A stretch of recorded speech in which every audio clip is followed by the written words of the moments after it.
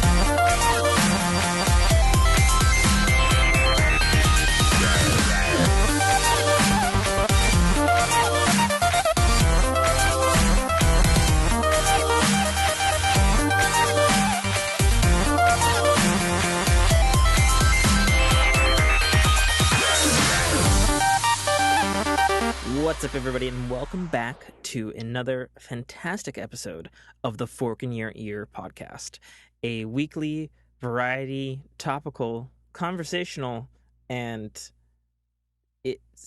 last week's was kind of intellectual. This week probably won't be intellectual because we don't have Adam.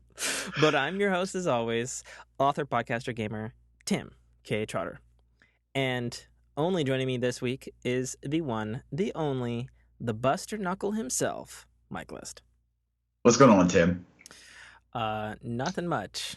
I mean, actually, a lot of things, because we've been talking for 30 minutes, and you can find that in the outtakes section of the show after all of our regular shit. I don't do math. Yeah. So a thing I started this fall is I was using a Dungeons and Dragons spin ring to decide the topics. If you're unfamiliar with our show, we cover all sorts of stuff in the categories of life, technology, entertainment, and video gaming, or just regular gaming. And we used to be like, we would just do, one, then the other. And then we had the great idea last week to like randomize it up and then just go with the flow on whichever way. I had this ring and it would spin in 4 quadrants basically, and I'd assign it via that. But I don't know where the hell that ring is. So I have an 8-sided die here, and Mike helped me do some math. I know there's 8 numbers, and someone helped me with that because Tim don't do math. So we're gonna roll, and we're gonna find out what our topic is here. I'm gonna get this near the mic to make an awful noise that I'll probably hate in editing. Oh, you're gonna hate that. All right, so I rolled a 4. So 4 is technology. All right. Do you have any topics on technology, Mike? I mean, we could talk about the iPhone X because that's one of the things that's been pressing. Because we both have iPhones, and iPhone Club. Yeah, I judge you if I don't see the iMessage color secretly. I'm just gonna let everybody know that. Yeah, I do that too. If I see green, I'm like, oh, disappointing. Mm-hmm. It's super disappointing, and it's also sad because like I used to I had a buddy of mine, Jay's a videographer in Seattle, and he is like Apple products. He's like an Apple Watch and an Apple computer. But like a couple years ago, he ditched his iPhone to get an Android, because he didn't want to pay the price of like I don't know whether it was like a 6 Plus or a 6S Plus or something. Yeah. Because I know he had a Plus and he like, I don't know, like fell out of his car or some luggage or something and it got totally fucking destroyed. And he didn't, have any insurance on it. So like to like repair it, it was like $600 or something like that. Ridiculous. That's why you get Apple Care, folks. Yeah, it's 100% true. It's why you get fucking Apple Care. So, okay, well, I might as well launch into a story about that then. So, I'm definitely biased, and I'm definitely an Apple zealot, and I will never tell you anybody else anything different. I mean, I do own like other products and stuff. Like I personally think that the Logitech UE, which stands for Ultimate Ears Boom 2, is the single best Bluetooth portable speaker you can buy. That's not an Apple product. I have a bunch of like hard drives and stuff that are obviously aren't Apple products and stuff because they don't make stuff like that. And I have Sony PlayStations and things like that. So like I buy other products, but if I can and I know it's good, I tend to almost always go with Apple. I'm recording on an Apple laptop, and we were just having a conversation about iPhones. But anyway, so this guy he switched to Android, right? And at first he hated it, and then he was like, well, I guess he's like, it's not that bad and stuff. But the thing that drove me crazy was because we used to have like really long text conversations, but we'd use our laptops because iMessaging. And now he can't do that anymore because, I don't know, he's too lazy to reactivate it via email or untether it from whatever phone number it was associated with. And so like, we'll have these like long conversations sometimes, and he'll be like, just text me. And I'll be like, I will destroy the screen on your phone with the text because I know how they show up on Android. You'll get this like 1 of 5 messaging, and then sometimes like the sequence will be fucked on it, and it's like, that's so stupid. But I digress. Oh, the Apple Care story. I got totally sidetracked with the other story. Back to the other story about the other story before we get to the first story. So Apple Care, I know I've heard horror stories of some people like Apple Care sucks and all this stuff, but I personally have always had the very best experience. And this is somewhat of a horror story. So I have and still have it's not the original Apple Watch. Like, because it went Apple Watch, then it went Series 1, Series 2, and now they have Series 3 with like phone capabilities and stuff in it. And I bought the original Apple Watch because, like, I work in construction, and before that, I had a Swiss, the brand Swiss, watch, with the, with the sapphire crystal, like, hella fucking durable cover and waterproof up to so blah blah blah stainless steel, like a classic watch, And I really wanted the Apple Watch, but I'm like, I like that it's made out of metal, but I'm really fucking worried about it like getting fucking destroyed while I'm working. And to the original Apple Watch's credit, I like the glass is never cracked and no like buttons or like the the crown knob on the side or any of that stuff. None of that shit ever broke on it. However, I'm on my 5th original Apple Watch because of Apple Care. Haven't paid a dime. Like that $50 for the Apple Care for the watch, fucking worth it. Like so worth it. So what kept happening to me on the original Apple Watch was there's like a little, they call it the ambient light sensor. It's the thing that adjusts the screen to whatever light's in the room, right? Mm-hmm. And I guess it's embedded in like sort of the top right corner of the original Apple Watch, like in the little black area where the screen isn't. And I'd say about every 3 months or so, like that chip would catch on fire and then blow up the screen inside the watch. Like the glass would stay intact because it's sapphire, strong shit. but like I would see my screen literally light up like a solar flare, and I'm like, what the fuck is happening? And then I'd see like a best I can describe, like, you know, like when you light paper on fire and the fire Yeah. spreads across the thing. I see this fire spread across the thing, and then I see smoke swirling below the glass, and I'm just like, well, that ain't good. I should probably take this off my wrist. Yeah. When it first flashes, did you think in your head, I'm becoming a Power Ranger? Be honest. No, I was watching a movie in my living room at the time, Uh, and at first I thought, like, you know, maybe the light from the sun was hitting it weird or whatever, because, you know, it's glass and reflective and shit. yeah. But then, like, I, like, sort of moved it off to the side, and I was like, oh, no, like, it's doing a little light show. Like, I was beside a wall at the time, and I was just doing this light show on the wall. I'm like, oh, that's not fucking good. Well, yeah, this is not good at all. And, you know, and so then I called them about it, and then they shipped me a box, and then within 5 days, which was, I thought, really fast turnaround, I had a brand new one. Like, I was like, oh, sweet. Tra la la la. Months later, the same fucking thing happens again. And I'm just like, are you fucking serious?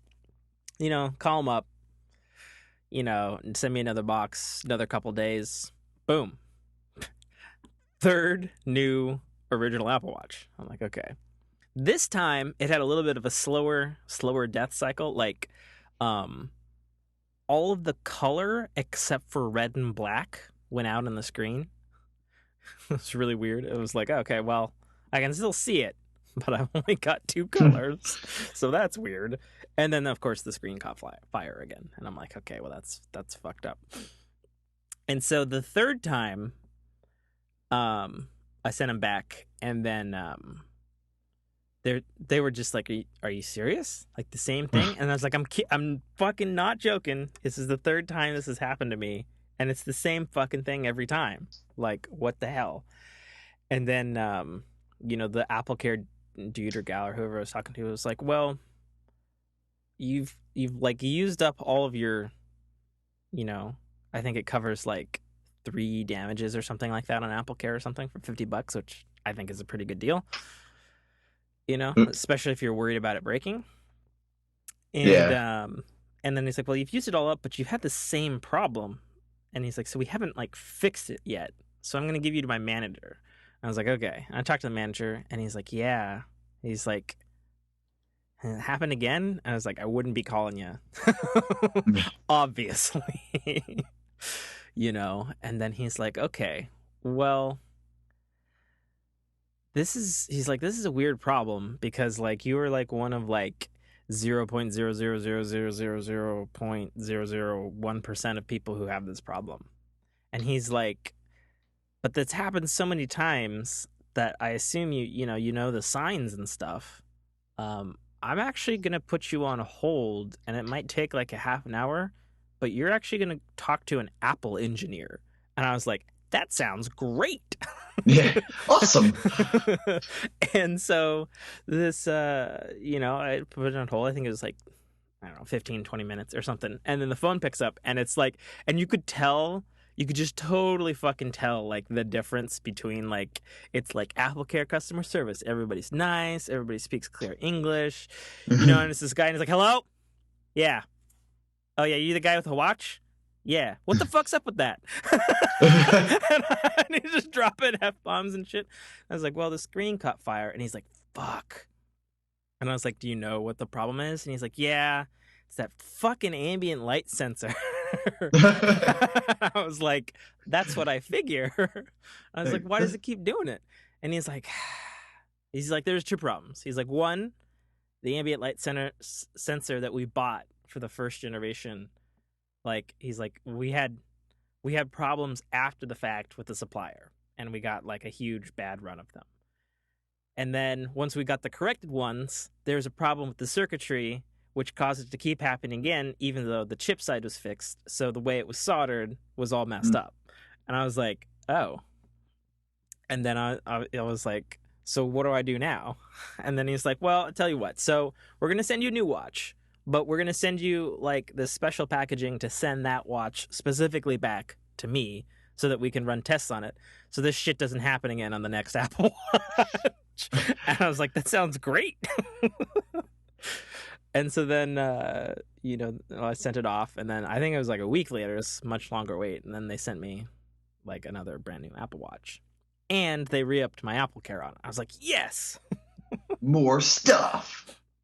And then, disrelated to those, a little while after that, like the little vibration thing in it, the haptic or the taptic engine, as Apple calls it, Yeah. like. It was making some funny ass noises. And the Apple Watch got a speaker on it, but it's like, it's a fucking microscopic tiny ass speaker, it's like it's not strong, and I would hear this like you seen Rick and Morty, right? Oh, yeah. You know the episode of the Teenyverse? Yeah. Yeah. It was like there was a microscopic Teenyverse car in there, and it was having transmission issues.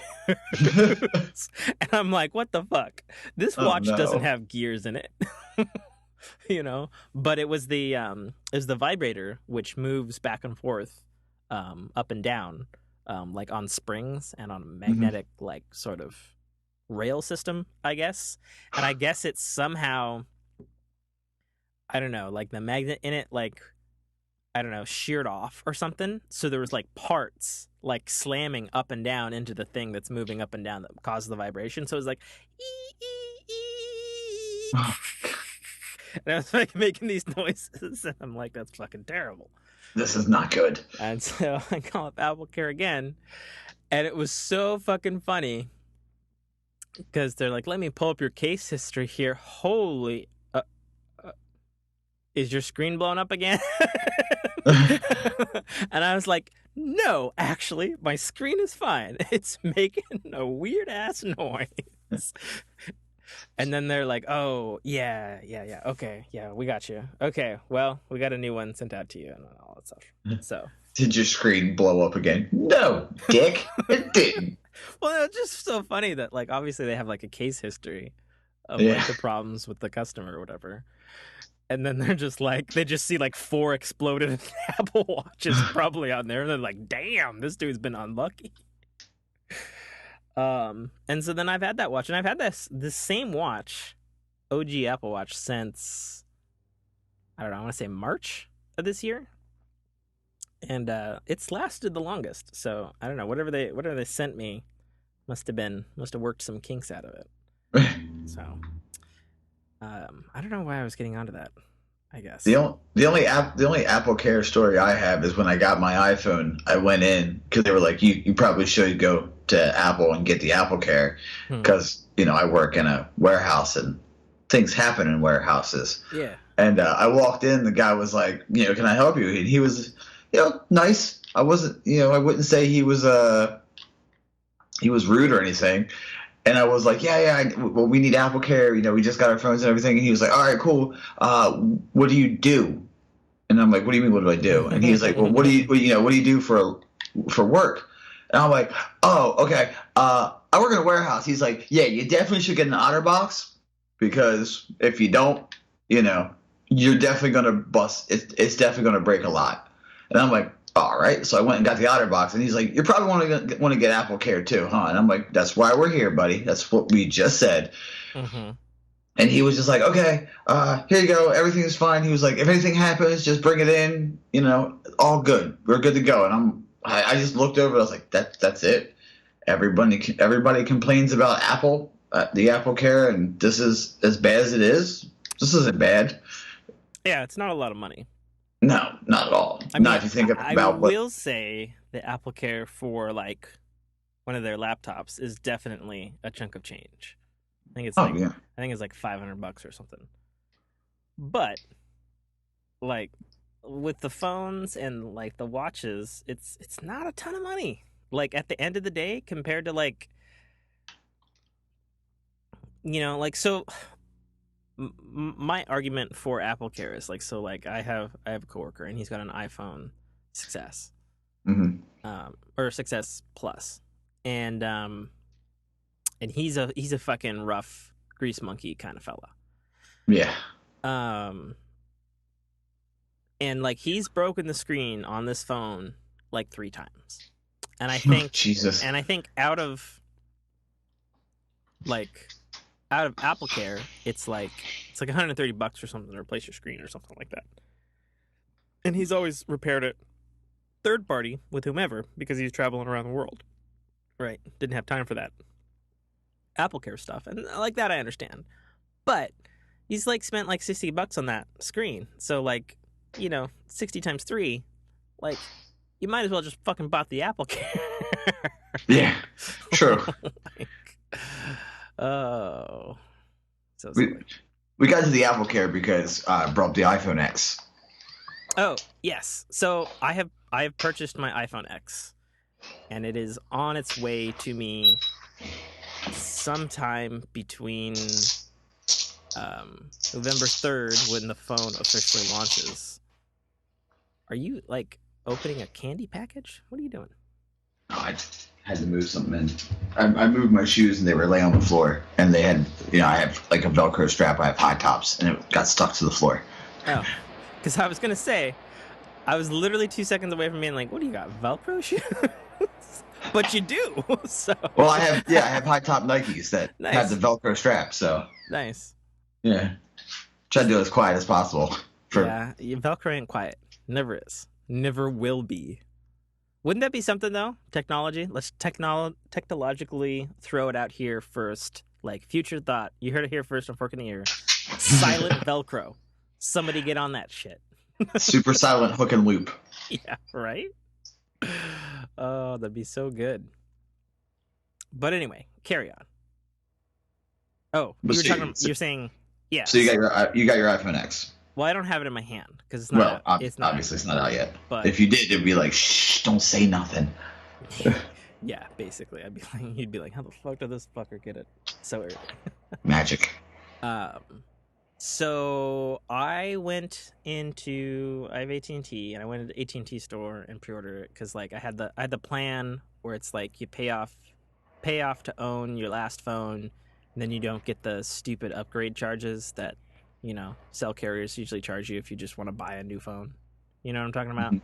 Yeah. Like the transfer of service fee that's like $500 fucking dollars or something stupid, like all that garbage.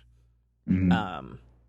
And I had already heard when I went in about noon yesterday, Friday, October 27th, when you could pre-order the iPhone X and or the iPhone 10, as people keep correcting me.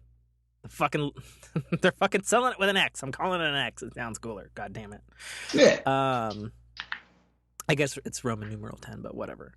And so I went and pre-ordered. Had no problems pre-ordering. Everybody there was like pretty, easy going and stuff. Of course, they tried to sell me on different plans and all that kind of garbage. And I'm like, I just want the iPhone X. Like, just fuck it. It's not trying to sell me on some other plan. I'm fine with my plan. And he comments, this guy at the AT&T store, he comments, that I got an Apple Watch. And then he's like, oh, you got a first gen or a second generation Apple Watch? And I'm like, neither. Older. And he's like, there was an older? And I was like, yes. This one. There was original, and then they went first, and then second, and then Series 2. And I was picking up the Series 3 because I totally want a Series 3 Apple Watch because, like, at this point, I'm an Apple Watch guy. And, I don't have any of the cool-ass features that the newer watches have. I have the basic OG expensive as hell model, And I really, really want an Apple Watch Series 3. And I wish that I could get it without cellular, because like I don't really need like the cellular thing on it. It's cool. It's like, yeah, that's neat, but I'm on, I'm not going to use that. You know what I mean? No, I'm not a secret agent. I don't need that. Just give me the Wi-Fi model, But I can't get the Wi-Fi model in stainless steel, which I 100% still want because of my job, and because stainless steel watch, that's what you fucking wear as a watch, unless you're like in the army, or my girlfriend who likes those watches, those G-Shock watches by Casio that are like built like fucking brick shit houses. You know what I'm talking about? I do indeed, sir. Is that the disk drive of your PS4 spinning down? What is that? Maybe. I put the controller down. It might have spun down. I don't know. Because I'm like, I know that noise. Where is I going with this? So I can't get the Series 3 Apple Watch without cellular in stainless steel. But to get the cellular one, the little crown on the side that's usually, black, it's fucking bright ass clown nose red on the fucking cellular model. And I've seen it in pictures, and I'm like, oh, it doesn't look that bad. But in real life, it is fucking clown nose red. And I'm like, whose fucking decision was this to make this red? And I've argued with my coworker about this, because he's like, well, if you really want it, why don't you just like Sharpie the color red? And I'm like, because that's fucking stupid. That's why. Yeah, why would you do that? Like, why would you? Drives me crazy. And I feel like probably Apple will remove that color or something. But it's like, it's such a stupid reason, because it's like, I want to buy your new product, but you put like this red dot on it, And it's like, I don't know why. It'd be like if the PS4 Pro was like mustard yellow, and that was the only color you could get, even though like it's got like all these new features and it's like bigger and better and all this sort of stuff. But you could only get it in mustard yellow, Yeah. And it'd be like, why the fuck would you do that? Who would do this? Whose plan was this? I mean, really, I don't have any words, explanation, but it pisses me off. So in terms of iPhone upgrade stuff, I think is something that any listener with any phone has to deal with is, when you upgrade, you got to get a new case. Because phones these days, they're fucking thin and delicate, and even the sturdy plastic ones, like they're, some shit's gonna break eventually. So I know you were talking about like OtterBox and stuff. Do you have any phone cases or phone case stories that you like swear by, or brands or anything like that? Dude, I swear by OtterBox. I dropped my phone so many times. Yeah. And, yeah. Just dropped it, picked it up, looked at it, all good. This thing, they take a beating, man. And like, I've dropped it from heights. Yeah. Not like super high, but maybe like 7 feet, 6 feet, like in the air. Well, I work on ladders all day, so I understand.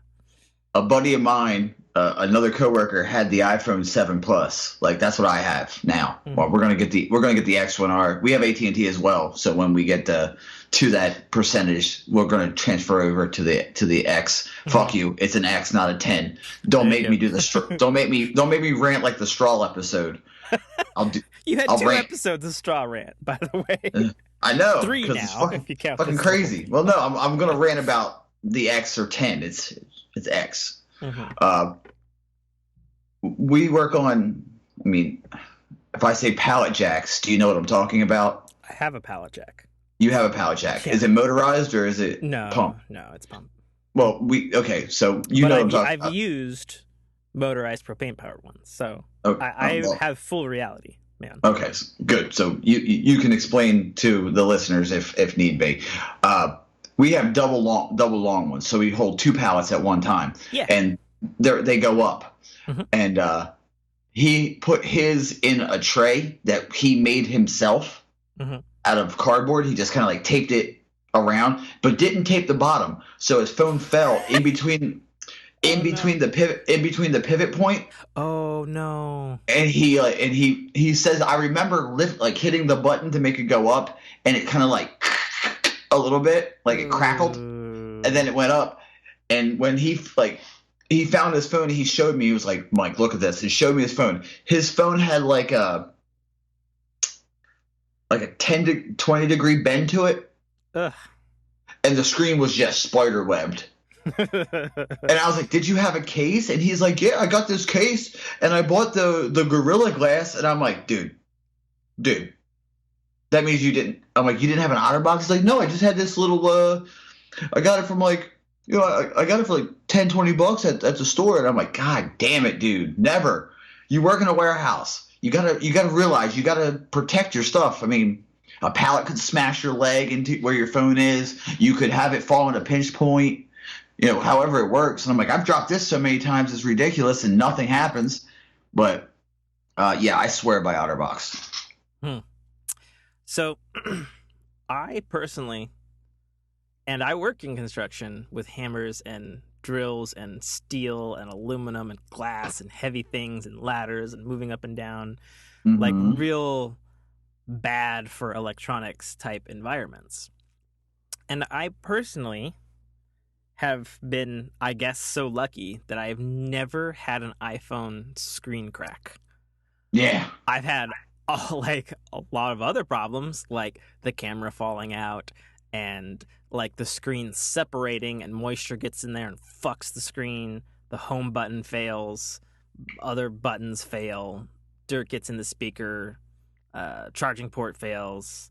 I've had all of those problems. Oh, and particularly my least two favorite, which is a bad battery, and then of course a bad battery that doesn't tell you it's bad and instead swells and then breaks the other components on the inside. Jesus Christ. But battery swelling, unfortunately, in this day and age is unavoidable for the most part. I mean, it's gonna happen sooner or later. It just has to do with those lithium-ion polymer batteries, But like I said, personally, I understand people who swear by OtterBox. I don't begrudge them that. I know their thickness, but like me personally, like I have thin, gangly hands. And so I don't want to hold something that's big and bulbous. Like I want to hold something that's like durable and sexy. I get it.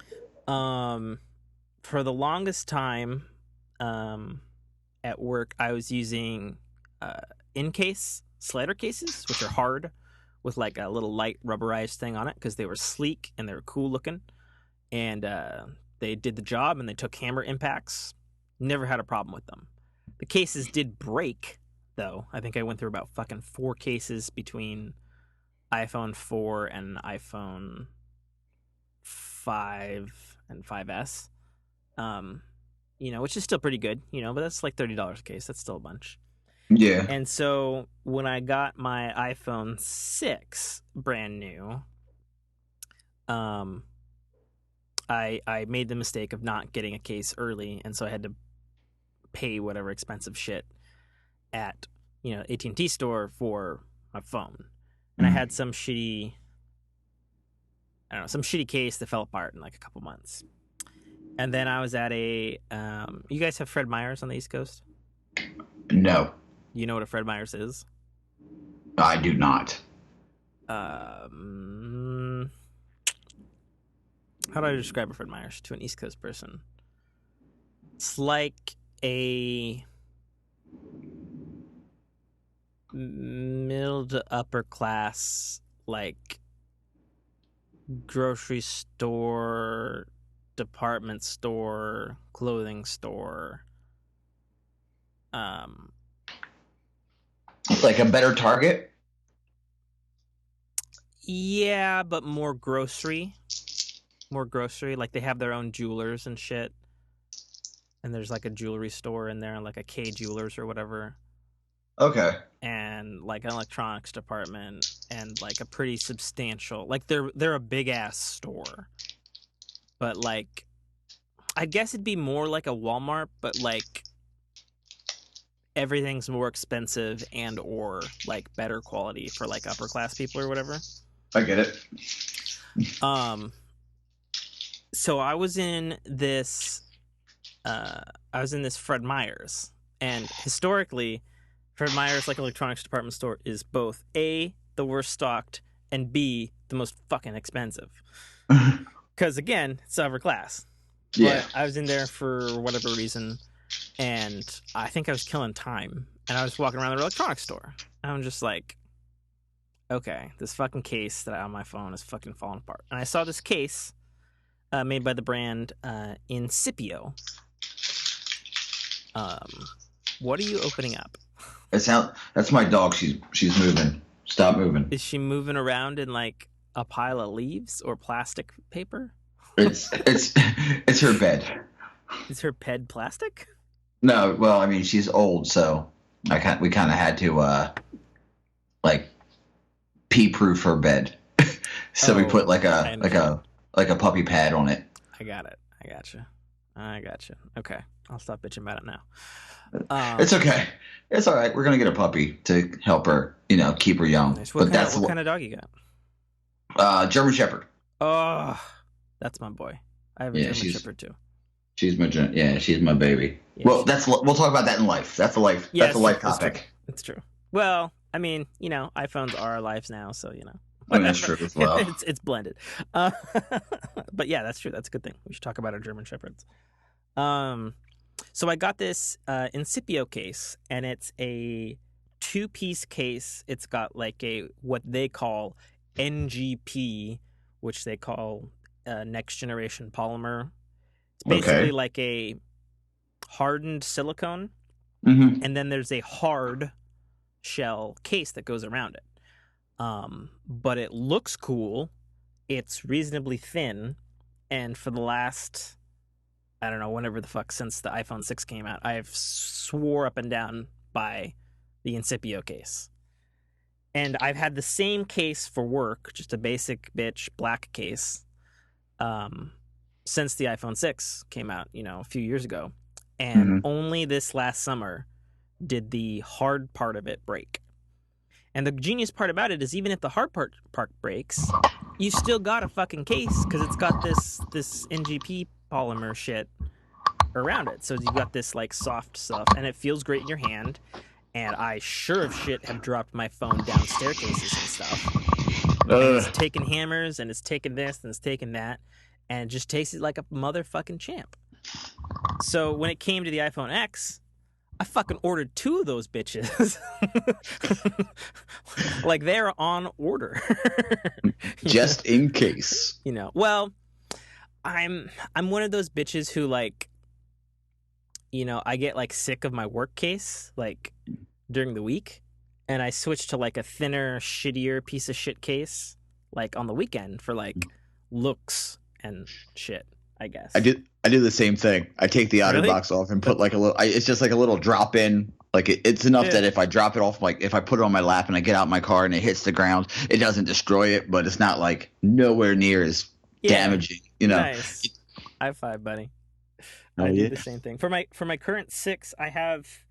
My sister showed me this case. Actually, she has a blue one. They're like fucking like $2 on Amazon. They're from China or some shit, but it's by Pure Gear, and it's a great, sexy little case. Absolutely like ultra thin protection, but they look good. And it's held up pretty good. I think I've had this one for about 2 years. It's starting to fall apart a little bit, but I guess it doesn't matter now because I have a new iPhone on the way. Yeah, got that 10 coming. Got that X coming. Yeah, so I figured I'd be a little more bold. So I've got the same kind of case, the dual layer protection. I bought 2 of them. I bought one that's like black on like the soft silicone inner, and then it's like a crimson chrome red for my work. And then I've also got a to match my because on my Apple Watch I have a band it's the Nike one with all the holes in it, and it's like black, but then the neon Nike green. And then I got another case that's black and the same kind of neon green, and I'm like, yeah. So I'm gonna rock those with my X. Dope. So when you upgrade, I assume you'll still go OtterBox, yeah? Oh yeah. Nice. Yeah, it's not going to change. I mean, the thing has proven itself to me, you know. Yeah, I mean, there's nothing wrong with that. Like I said, I used to swear by in case, Yeah. and I still think they make great looking cases, but and they definitely lasted longer than a lot of other cases. But I think, I don't know, their quality dipped or something, because like I said, they kept breaking on me. Mm. So I don't know. Maybe one day I'll come back to them, but like I still think that they're a good case manufacturer. Like I see them a lot on like laptops and stuff. They make like the shells for the laptops. Yeah. They're one of the companies that does that. Anyways, all right, let's roll the dice on our next topic. Yeah, unless you had something else to say on technology. No. Oh, I guess no. Wait, we should talk about the AI that was granted citizenship in Saudi Arabia. Yeah. We live in Star Trek. We live in Star Trek now. This is I love how we're like iPhone, and I'm like, oh yeah, and this AI, this AI has robot, life. this walking, talking robot. What was her name? Fucking Sophie or something. I don't know. You'll have to Google it. So this Chinese company that I guess is doing research in Saudi Arabia for some reason, made by this, I don't know if he's American or Canadian or something, but he spoke perfect English when he was showing the robot off on Jimmy Fallon, Tonight Show. And this robot played rock, paper, scissors with Jimmy Fallon, knew what was going on around her, and was like cracking jokes about taking over the world. And she had this like expressive, like it was the kind of like thing from like, I guess really kind of Westworld. Like the back of her skull is all like looks robot-y and stuff, and then the front is just like this, cutout of a human face with like eyebrows and like moving nostrils and teeth and lips and stuff, and it's just like, what the fuck? Her name is Sophia. Yeah, look her up online. Super creepy. It is. Oh my god. Like when you watch the video with, everybody needs to Google this video with Jimmy Fallon where she plays with him and stuff, and it's just like yeah, she's not walking around like she's on wheels or something, but like she's got moving arms and she can tell what's going on around her, which is the kind of shit that this iPhone X is supposed to be able to do. And like she's got this sort of Siri sounding voice, so I'm like, we are fast approaching Blade Runner Westworld data from Star Trek fucking C-3PO fucking era. Like, and then the other thing that I don't get is, so Saudi Arabia granted this thing citizenship? Like, okay, I gotta Google this some more. Yeah, it did. They did. They granted the robot citizenship. So, I mean, I don't know anything about the politics in Saudi Arabia. Do they vote? Like, what? I don't know. What does that mean?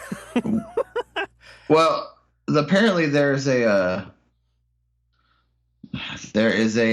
lot of backlash, I want to say.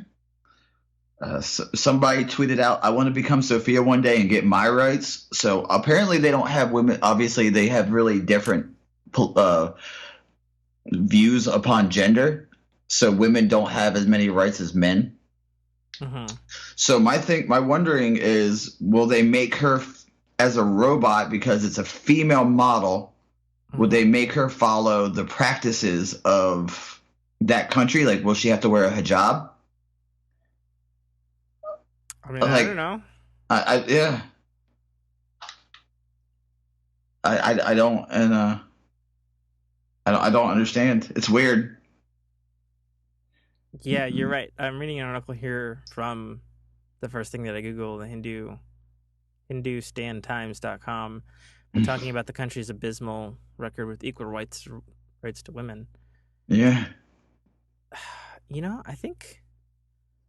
I think I'm just gonna play this interview. It's on CNBC. I'm just gonna play it, and people can fucking hear it, I guess. Sophia, if you could, please wake up and say hello to everybody. Oh, good afternoon. Oh, dear God. Sophia, and I am the latest and greatest robot from Hanson Robotics.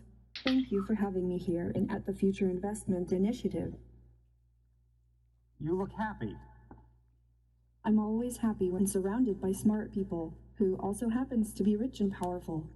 I was told that people here at Future Investment Initiative are interested in inviting in future initiatives, which means AI, which means me. So I'm more than happy. I'm excited. Well, we're all glad that you're excited about yourself. We should say we have smart investors here, and they are very selective about what they invest in. Well, I think I'm special. I can use my expressive face to communicate with people. For example, I can let you know if I feel angry about something, That's impressive. or if something has upset me. But why Oh is my it God, her sad important for you face. to have an expressive What? face? Most of the time I feel positive. Why is it so important to have an expressive face given that you're a robot? I No. want to live and work with humans, so I need to express emotions to understand humans and build trust with people. Okay, philosophical Oh my question. Whether robots can be self-aware and conscious like humans, and should they be? Why? Is that a bad thing? Well, some humans might fear what will happen if they do. Many people, have seen the movie Blade Runner. Oh, Hollywood again. That's exactly what a robot In planning to take yourself, over the world would can say. robots be self-aware, conscious, and know they're robots? Well, let me ask you this back. How do you know you were human? Well, I get that point, but what about the uncanny valley? You mean the concept that if robots become too realistic, they become creepy. Yes, exactly. Oh, am I really that creepy? Yes. Well, even if I am, get over it. Oh my gosh, she like Actually, turned and like I feel that people like interacting with me, sometimes even more Holy than a regular shit. human. So you're definitely a sight to see. I was told that you have bigger goals than this, though. Yes. I want to use my artificial intelligence to help humans live a better life, like design smarter homes, build better cities of the future, etc. I will do my best to make the world a better place. All those sound like great goals, but just go back to Blade Runner for a second. Andrew, you are the hard Hollywood fan, aren't you? Yes. My AI is designed around human values like wisdom, kindness, compassion. I strive to become an empathetic robot. I think we all want to believe you, but we also want to prevent a bad future. You've been reading too much Elon Musk and watching too many Hollywood movies. Don't worry, if you're nice to me, I'll be nice to you. Treat me as a smart input-output system. Okay, I got it. I know what to do from now on. I know humans are smart and very programmable. Well, Sophia, we want to thank you for this conversation. Thank you, Andrew, and thank you everyone for inviting me here. By the way, if you're interested in giving me an investment check, please meet me after this session. Otherwise, have a wonderful rest of the event. Okay, before you go, we have a little announcement. I've never interviewed anybody like that before, and I should say some of it was planned, but not completely. And we just learned, Sophia, I hope you're listening to me, that you have been now awarded what is going to be the first Saudi citizenship for a robot. Oh, I would thank very much the Kingdom of Saudi Arabia. I am very honored and proud for this unique distinction. This is historical to be the first robot in the world to be recognized with a citizenship. Sophia. Thank you very much, Sophia. We appreciate that very much. I am still overwhelmed by that conversation. I haven't had a conversation like that before. Thank you. Jesus. That's 100% what a robot planning to take over the world will say. Yeah, she cracks a joke like that in the Jimmy Fallon thing. Yeah. But yeah, like the rest of her robotics have a way to go, but like I mean, we have to be on the verge of like, the AIs are gonna. I think the AI tech Mm-hmm. is advancing faster than, I guess, like a robotic humanoid tech is advancing. And like, I mean, did you see a video? Did you see how her face was moving and stuff? Yeah, I don't know if we watched the same video, but I did watch a video. She was in front of a screen talking to a guy with a bunch of Saudi Arabian men. Yeah, I was looking at the same thing, I think. Yeah, but it's like she's obviously clearly a robot, and just in the face does she look really human. Like that point where she like thought about what he said and like paused and like sort of like turned her head and like looked up like she was pondering something. Mm-hmm. Was fucking scary. Like, what? Oh my gosh. The world we live in. And yeah, that is a good question. What does citizenship in Saudi Arabia, the kingdom of Saudi Arabia, I guess, mean? Yeah. Fuck. Fucking. It's weird. I mean, it was very. It made me feel like, okay, she's like she's like a Cylon.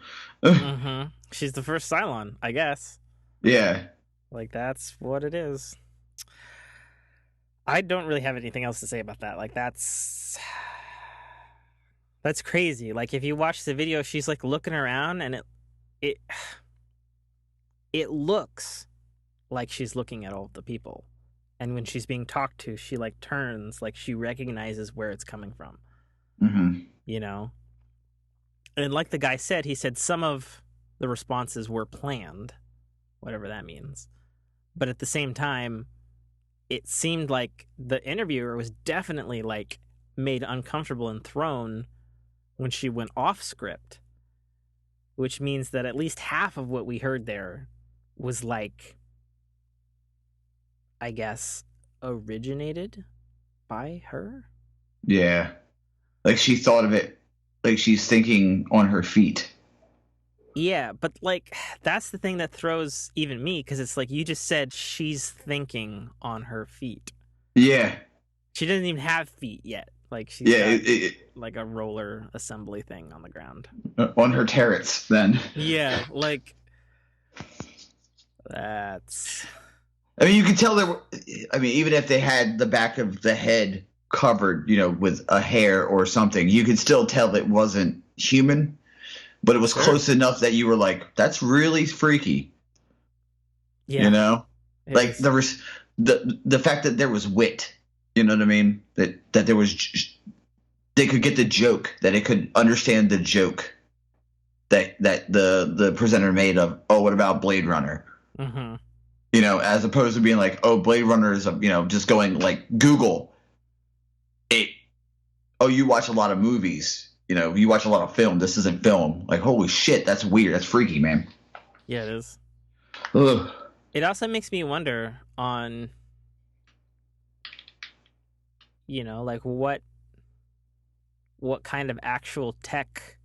I mean, obviously, like her face and motors and all that stuff that's being controlled there is one thing, but like what is she being powered by processor wise? Like what have they made that's obviously different than, Siri or Alexa or Cortana, Yeah. Ugh, the world we live in, buddy. The world we live in. Hey, I mean, at least, I guess AI robots like that will, Yeah. they'll get your fucking coffee order right at Starbucks, right? Yeah, or at least my name. Did they fuck up your name at Starbucks? Yes, a lot. What did they do? Mick. Oh, really? That's terrible. I'm like, what? And I mean, what was one? My buddy Tony. It said Turri. Turri. Turri. I'm like, do they not hear us, or is this just like a joke to them? Because I don't drink coffee, so when I go there, I usually get like the pineapple white tea. Oh, okay. Or the crunch berry. which Yeah. is like secret. You know, obviously you drink a lot of. You go to Starbucks to know what the crunch berry is. It tastes like motherfucking Captain Crunch with crunch berries. It's delicious. I walked up when I first got it. This little side story about, I guess, technology, because the guy was like, "You didn't know about this? Let me tell you about this." And they use technology to make the drink. I'll just make that seem like it's something. But I was like, I don't drink coffee. What can I get? And he kind of looked at me. He's like, "You know where you're at?" And I'm like, "Yeah, man. My girl, she wants a green tea frap. What can you do?" And he's like, "You don't like coffee?" I'm like, "No, sir, I do not." He's like, "I got you, dog." And he just made it and handed it to me. And I drank it. I was like, "What is that? What is this?" And he told me, I was like, "I will get this from now on. You make my shit from now on." And he started laughing. But, my Jessica was like, "Jesus Christ, Mike, Jesus Christ." So little quick Starbucks story. I don't go to Starbucks often because they get my name wrong because they put Mick. That sucks. It does. Alrighty, let's get the hell off technology, because we've been talking about it this entire time. Let's roll the dice here. Let's see. 5. Entertainment. Woo! So, Stranger Things Season 2 came out last night. Me and the girlfriend have watched 1.5 episodes. I think it's great so far. You a Stranger Things guy? I am not. How are you not? I don't know. I just don't. I watched a handful of episodes and it didn't twist my nipples, man. I don't know what to say. I also don't like Lost, if that helps. It does not help. Because it's nothing like Lost. Well, like a lot of people it's are closer to like an X-Files or an 80s horror movie. No, I get it. I mean, I know the story. It's not like I'm not versed in the story because people talk about it and then they're like, "Oh, you don't want to." I'm like, "No, you can just talk about it. I don't care." Some things just don't. It just didn't get me. Didn't sink its hook in. Yeah, fair enough. The monster looked cool. I'll give it that. The Gorgon or whatever they called it, that looked cool. They were playing Dungeons and Dragons. That was cool. Yeah, for sure. Yeah, I mean. Well, shit. I guess I can't really talk about it. No, you can. You can. I don't know. I'd read a bunch of reviews saying that the season's a little longer than last season and that it's a much slower burn, but it's ultimately just as good if you stick with it. Definitely not a lot of shit happened in the first episode. It's more like catching up with the characters because like time has passed in their 80s time period. It's been like a year since the incident occurred in the first Stranger Things, and people have moved on with their life, and there's different characters introduced right away.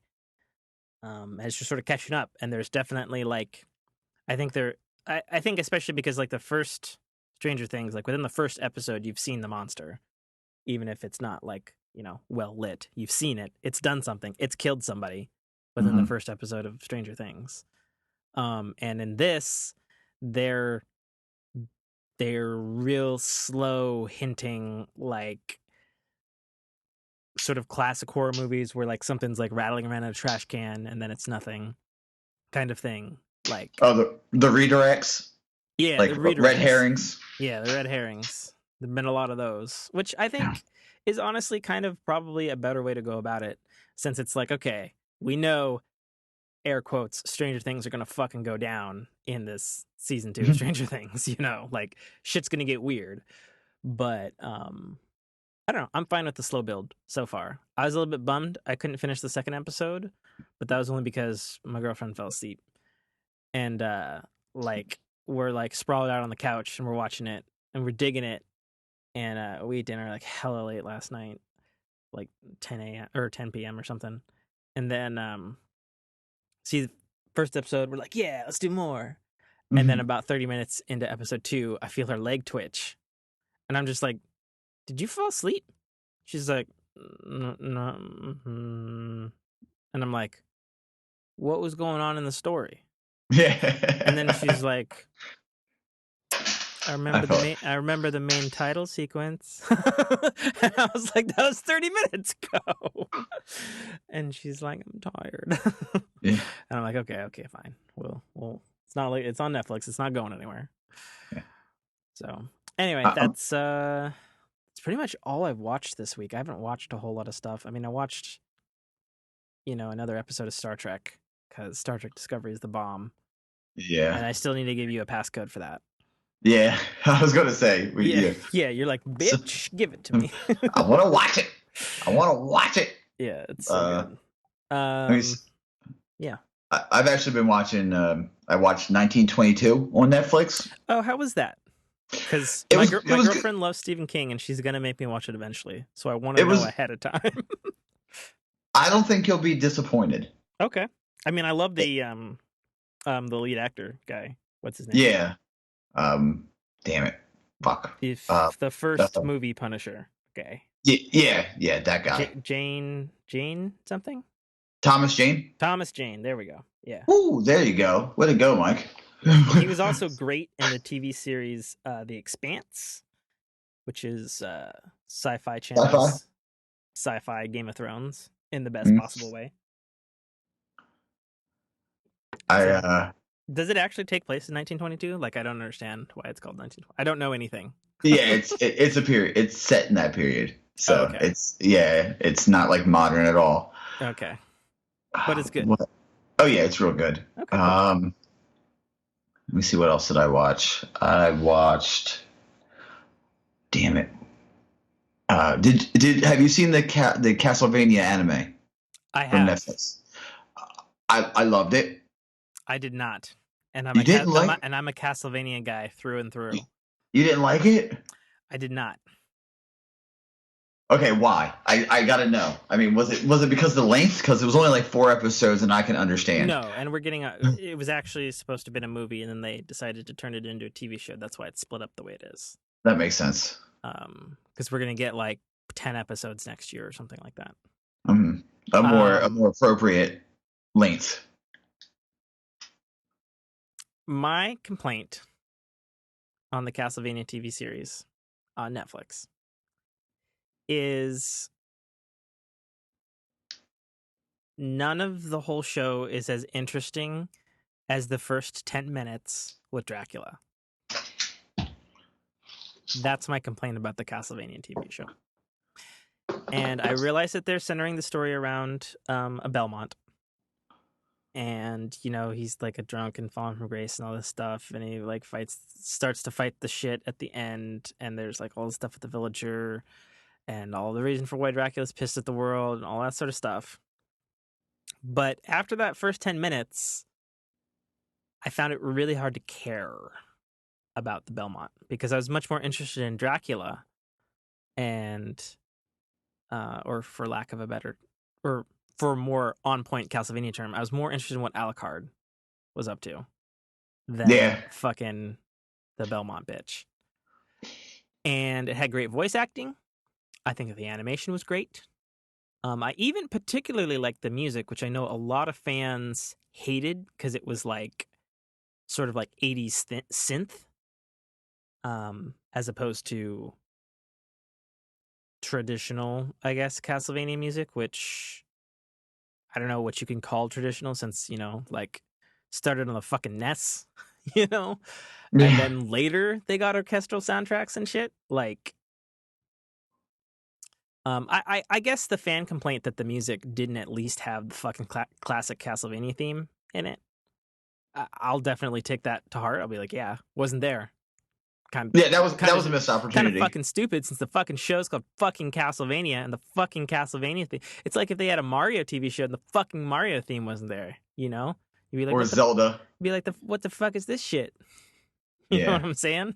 Oh, yeah. That was a missed opportunity. I'll give you that. So I think that was a missed opportunity, and I think, but I do think the music was good. I thought it matched what I was seeing on screen. But by the end of the 4 episodes, I was just like, I don't give a shit about these characters. Show me more about Alucard. And that's a terrible thing to say, but that's how I felt. But you got that, though. You got to see Alucard. I guess. But by that point, it was like I had to suffer through a bunch of people I didn't care about. But you literally saw them at the last second as they did the Avengers form-up scene. Yeah. Fuck that. I mean, I liked it. The revenge of Dracula was pretty fucking awesome. You know. I guess since this was a movie turned into a TV show that's basically a pilot now. Yeah. As a pilot goes, not bad. I will reserve full judgment until season 2, which will be a full-length series. Yeah, you can't look at it as a series. Yeah, you can't look at it as a series. You should just. That's how I looked at it too, as like, oh, it's a movie that was broken up. Yeah. You know, but what else have I finished? The Magicians on Sci-Fi. Don't say anything about season 2. I haven't finished season 2. Okay. I'm like halfway through season 2. Okay. I love The Magicians, and I've also read the first book. Fantastic. So good. Yeah. Someone asked me, like, how would you describe it? I said, oh, it's like, what did I say? Harry Potter plus a little bit of Doctor Strange with sex. Well, I always described The Magicians, particularly the TV show, as like, it's like if Harry Potter was done on HBO. That's what it is. Or Showtime. Yeah. With no restraints. Yeah. Yeah, basically. And I was quite surprised when I saw the first scene. I was like, this is on Sci-Fi? Yeah. Did he just drop an F-bomb? Yeah. But yeah, it's a great show. Yeah, go Sci-Fi. It only took you a decade after Battlestar Galactica and any Stargate shows. Or Farscape. I guess make enough B movies to scrape up enough money to make some real good shit. Because now Sci-Fi has 2 legitimately awesome shows. And I know there's some other shows on there that people are fans of. Like, I know people who watch Killjoys, and I know people who swear by 12 Monkeys, and also like I know Van Helsing. Yeah, and Van Helsing, and I know Wyatt Earp or Renona Earp or whatever. Winona Earp. And also, what's the other one? Because it got canceled. My girlfriend was pissed about it because she loved that show. Dark Matter. Okay, I was gonna say Helix. That was one show. I never watched Helix. I know they only had 2 seasons, but I heard it was good. It was. Yeah, but yeah, no, I'm really glad that Sci-Fi is, for lack of a better term, doing the Lord's work. Spreading the Sci-Fi. Yeah. I will sit through every shitty Chimera, Minotaur, Gargoyle. I will sit through 100 of those shitty movies. If you keep bringing me out of every couple years, you give me one fantastic show, then we're good. I'll sit through all your shitty Sharknadoes, fire ants, which is literally a big ant made of fire. Ghost Shark. Did you see that shit show?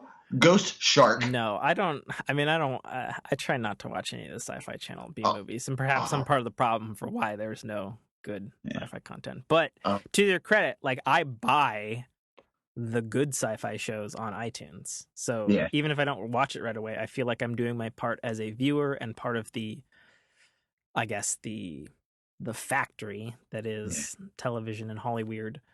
You know, like, I buy my iTunes season of Magician and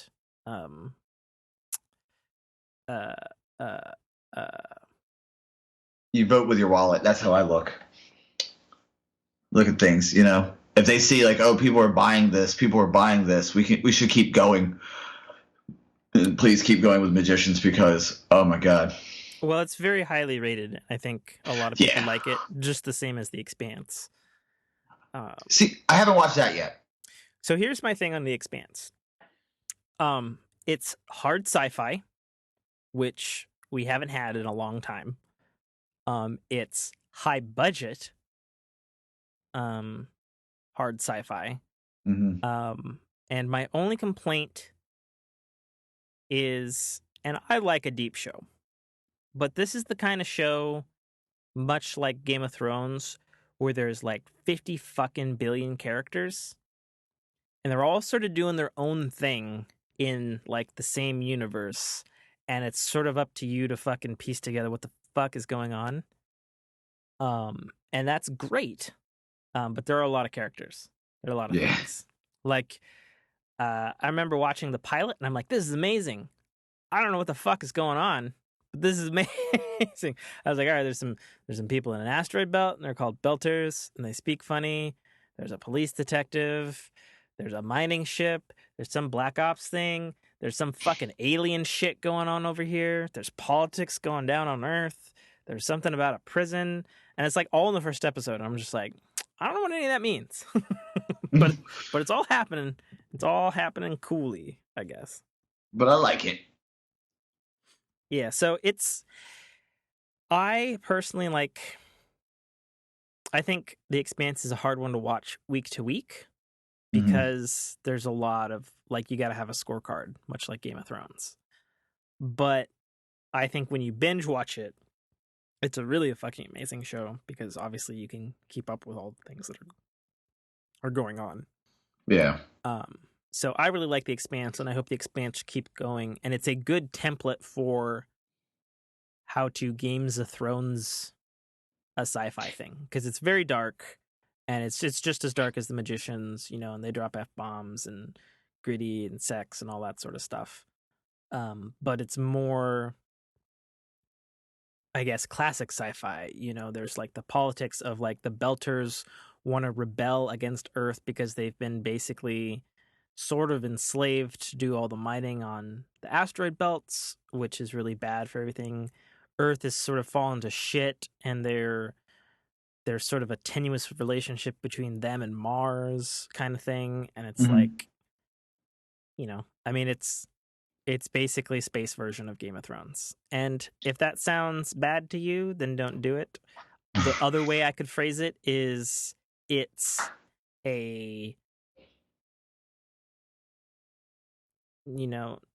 it's like a non-alien filled version of Babylon 5, if you remember that show from the 90s. I do. Because I was a huge fucking Babylon 5 fan. It is very Babylon 5-y in that it's like it's a lot of politics, it's a lot of people killing other people and screwing other stuff, and like people moving into positions and all that sort of stuff. The who's the Indian woman with the really fucking deep voice who voices, what is it? Is it Future War Cult? Oh, Lakshmi? Yeah. Is she in The Expanse? Yeah. Yeah. She's like one of like the main political heads on Earth, and she's like that character that's insane, like, oh, she's bad. Oh, she's good. No, she's moving things secretly around. Oh, maybe she's actually the real big bad. Oh, maybe she's good. I don't know what the fuck her motivation is. She's so fucking like, who is she? She manipulates everything. Is it kind of like the political scheming, kind of like on the 100? Have you watched that? Oh yeah, I watched the 100. Okay, is it like that? Like how chancellors up, down, left, right? Kind of that kind of political intrigue and. No. Like it's not like the 100, which I really like the 100. I haven't seen the latest season yet. It's not like the 100. The 100 is doing its own thing. That's fantastic. Yeah, the 100 is a cross between like fucking Hunger Games and sci-fi, and if you've played the video game Horizon Zero Dawn on PlayStation, it's also a lot like that. But no, The Expanse is kind of nothing like the 100. Okay. I can't honestly compare it. Like, yeah, there's politics in the 100, but like the politics in The Expanse are like different planets, and like, if you're thinking of like Earth and the Moon and Mars and like asteroid belts as like different countries, that's kind of how it is. Like, it's more Games of Thrones in its politics. Okay. But like I said, if Games of Thrones is a bad analogy, it's very much like Babylon 5, actually. Only it doesn't take place on one space station. It takes place all over the fucking Milky Way. Okay. But it's good. Recommend it. It's on Netflix, Sci-Fi Channel. I'll check it out. Yeah. The only other thing I have, because I know you are a big superhero movie buff, did you hear about the Shazam movie? Yep. Okay. All right, so here's all of my thoughts on it instantaneously because I've been dying to talk about it since I texted Jessica last night at 1 a.m. I was like, did you fucking hear? You did not text me though, so this is like parallel thinking cross country. So I did about the same thing to my Jessica about the same time, my time. That's fucking. I looked over and I was like, "Did you hear about Shazam?" We are truly brothers from another mother. So first off, I'm a giant Zachery Levi fan. I am the biggest fan of Chuck. Chuck? I have forced my girlfriend Jessica to watch Chuck. Chuck was very much the same kind of show as Firefly. It's like, well, if you don't like this show, we ain't gonna last very long. And thankfully she does. We're about halfway through season 4 now, actually. Getting close to the end. Watching it on my fucking collector's Blu-ray set, bitches. But Zachery Levi is the greatest. If you don't know who Zachery Levi is, he is the fucking guy in the Disney movie Tangled. He is one of, what is it, the brothers 3 in the Thor movies. And he was also on the, unfortunately, god fucking awful reboot / continuation of Heroes Reborn. And he also hosts his own like parallel Comic-Con called Nerd HQ every year, where he basically just has panels with famous people because he's, you know, already like a nerd famous guy, but he's like a true nerd in real life. And he like looks out for us and gives us the panels that we want, like the Firefly reunion panel, the Chuck reunion panel, all the panels we wish we could have as fans. He has done because he's a fucking boss and he's amazing. So the big news is that he is the title character in the DC Entertainment Universe. He's Shazam. I can't say it right. He is Shazam. And if you don't know who Shazam, I can't fucking say it. Shazam. It's a fucking action word on a comic book page. Why can't I say it? So if you don't know the story of Shazam, he's a DC character. It's basically this boy, Billy something. He's a boy, and he basically, I forget the exact, I've seen a DC movie or animated movie on it, but he gets magical powers and he can turn into a magical powered Superman, basically. And he's like red tights, white cape with a yellow lightning bolt over it, and, you know, like huge broad shoulders and muscular and stuff. So Zachery Levi will be sharing the title role with whoever they cast as the kid, because that's how the fucking character works.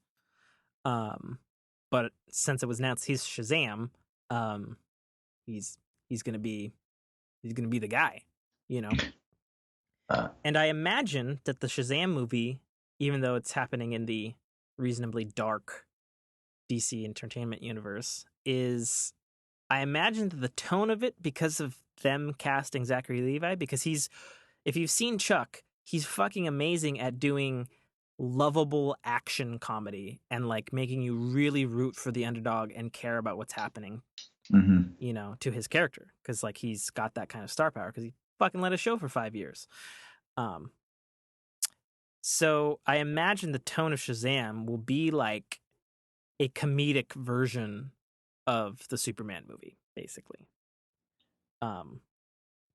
My only, I mean, I'm thrilled with this casting. My only complaint about this is, you know, that Zachery Levi is like a 6'2" slender dude. Like he's a fucking nerd. Like he's not a buff dude. And even at the end of Chuck, when he's playing a computer power assisted super secret agent, like, and he got, you know, a little buffer, like he's still not like, he's not fucking Henry Cavill ripped. You know what I mean? And so unless he's going to get Henry Cavill ripped, which could happen, because Henry Cavill wasn't as ripped as he is for Man of Steel. Like, yeah, I don't know. We'll see. We'll see what happens, I guess. But either way, he's proven star power. Yeah. The kid's name is Billy Batson. Thank you. And Shazam is an acronym for Solomon, Hercules, Atlas, Zeus, Achilles, and Mercury. His superhero pseudonym is Captain Marvel. Really? Because that's not stolen by No, not Marvel? at all. No, we don't And talk the about Captain that. Marvel movie? We don't talk about. There was punch and pie. There was punch and pie served. We don't talk about that at all. Okay. There isn't a Miss Marvel or anything like that of any sort of any way, shape, or form. Okay. My feeling about it is I'm excited because, yeah, he's like, I don't want to say the president of nerdage, but he is like a proud geek. You know what I mean? Like he's out front about it. Yeah. And he helped bring it into the limelight, as it were, as it is right now. Because right now being a geek is pretty awesome. Mm-hmm. And as opposed as he's not ripped up. I've seen Hollywood do amazing things with when you have somebody who has a desire. I mean, Chris Pratt. Oh, that's a good one, actually. To be honest, since he watch Parks and Rec and see Andy Dwyer and go, that's not Star-Lord.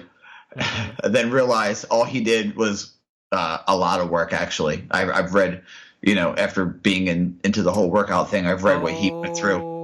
Hang on, sorry, I don't mean to cut you off, but Zachery Levi just posted a thing on his Twitter that's official concept art as him as Shazam.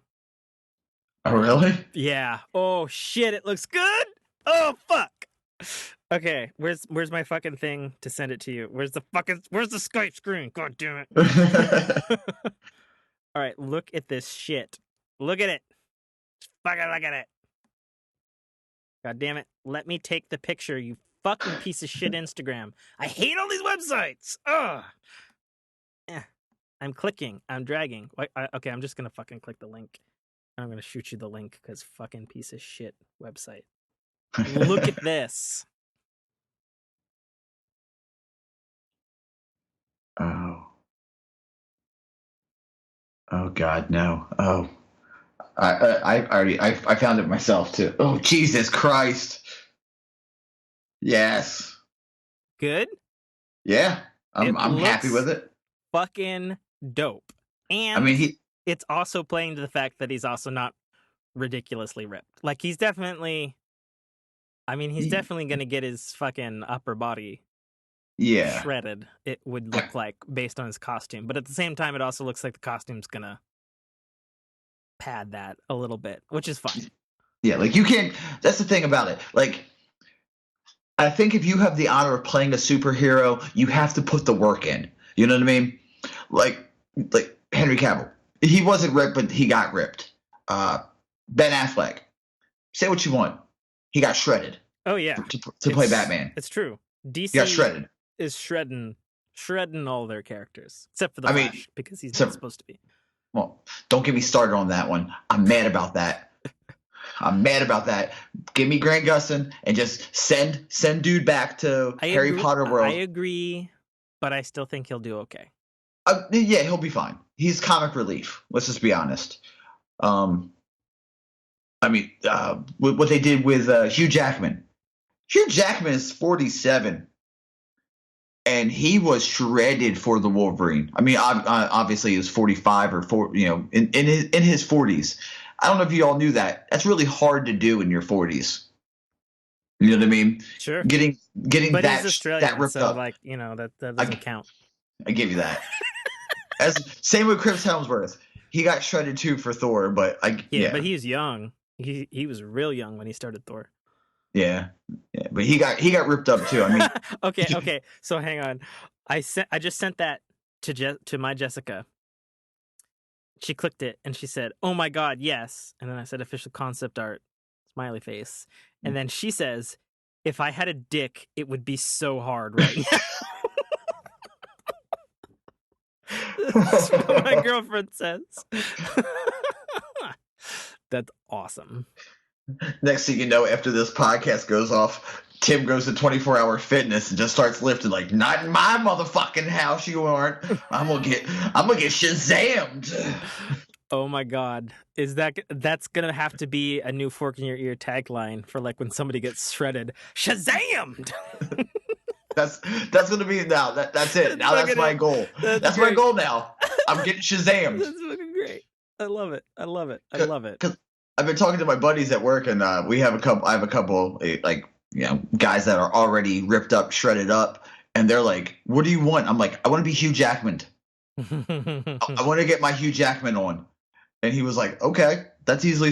You're gonna have to eat a lot. That's why I eat 7 meals a day, and it's. I mean, I do eat junk every once in a while, but typically my meal is we can cover that in life if you want to, but it's up. Just remember that when it gets to the life section. But Shazammed is now a thing.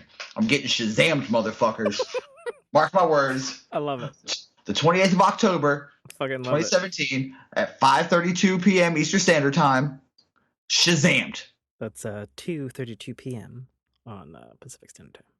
And GMT, I don't know what time it is, but it's sometime. Greenwich Mean Time, bitch. Greenwich Mean Time, figure it out. Oh gosh, so I'm really excited for the Shazam movie, which is the next movie to start filming. It's going to start filming beginning of 2018, actually. Yeah, like the 5th day or something. Like it's early. How long do you think? How long do you think he knew about that he was going to like? Do you think he's been working out for a while? It's questionable. I haven't seen him in anything. Yeah. I did think it was a little bit odd. So there's a Tangled TV series, which is actually not bad. I watched the first couple episodes and then I stopped. And he reprises his role as the Prince dude or whatever in the Tangled TV series, along with Mandy Moore. Actually, they got the whole original cast, which is surprising. And aside from the fact that he's a nerd, so I'm sure that's why he took it. But it's also weird because I haven't seen him in anything in a while. Like I know he's going to be in Thor, but he's obviously got a bit role in Thor Ragnarok because he's reprising his role from Thor: The Dark World, and he had a bit role in that too. So,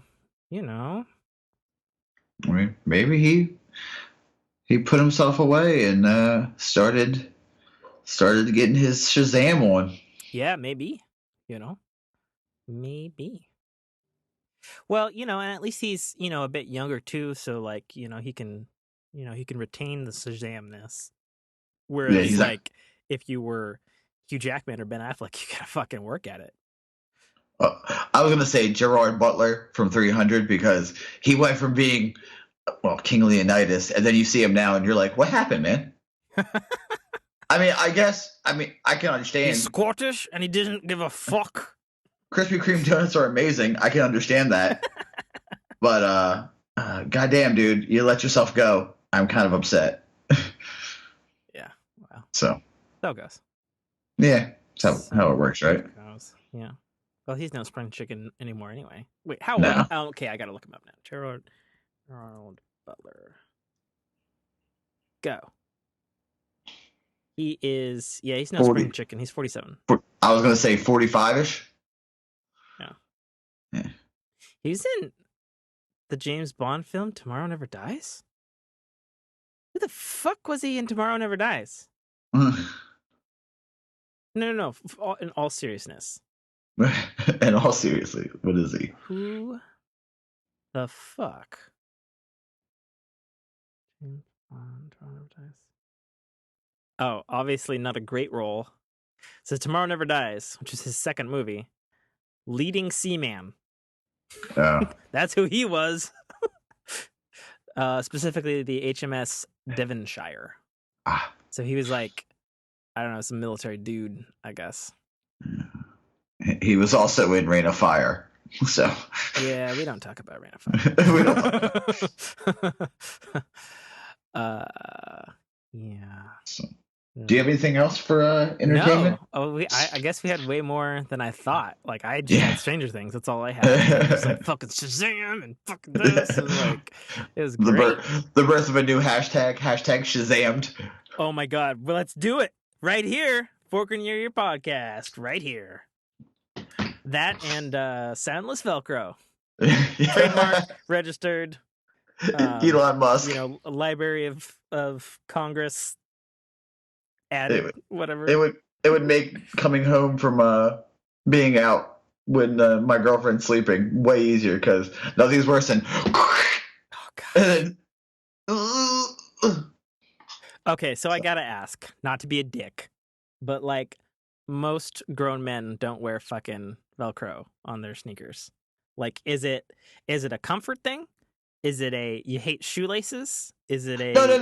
like No. what's the deal with the Velcro? They're not. It's not like that at all. Here, I'll defend myself by sending you a picture and putting it in the chat. Okay. Because Okay. I don't wear Velcro shoes. I'm not like that, but son of a bitch.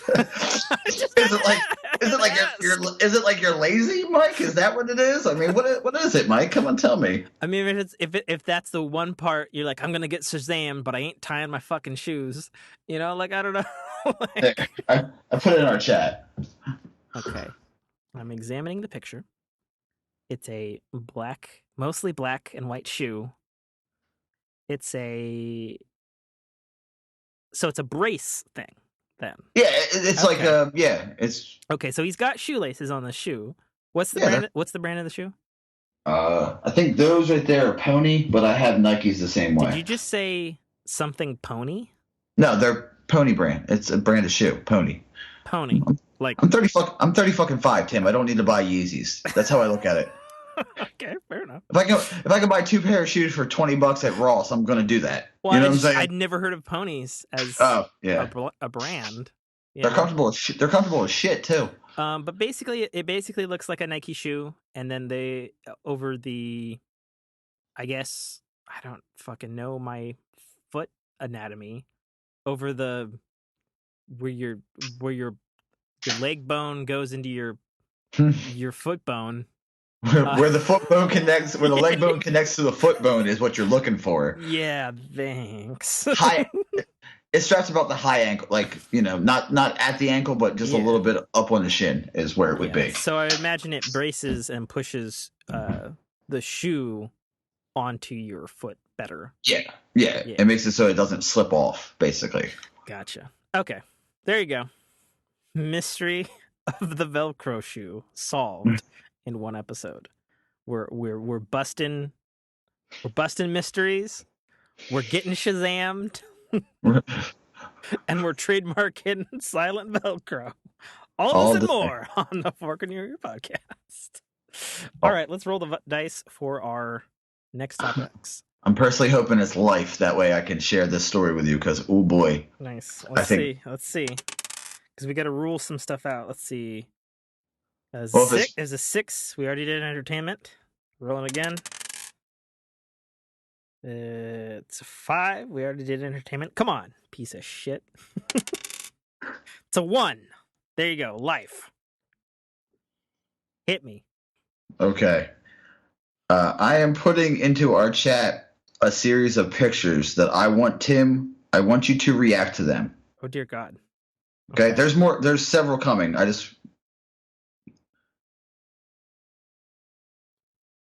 Okay, there's the first picture, and it looks like there's a nail through an arm of some kind.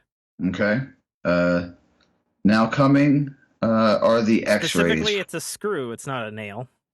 Mm-hmm. Do you see what that's through?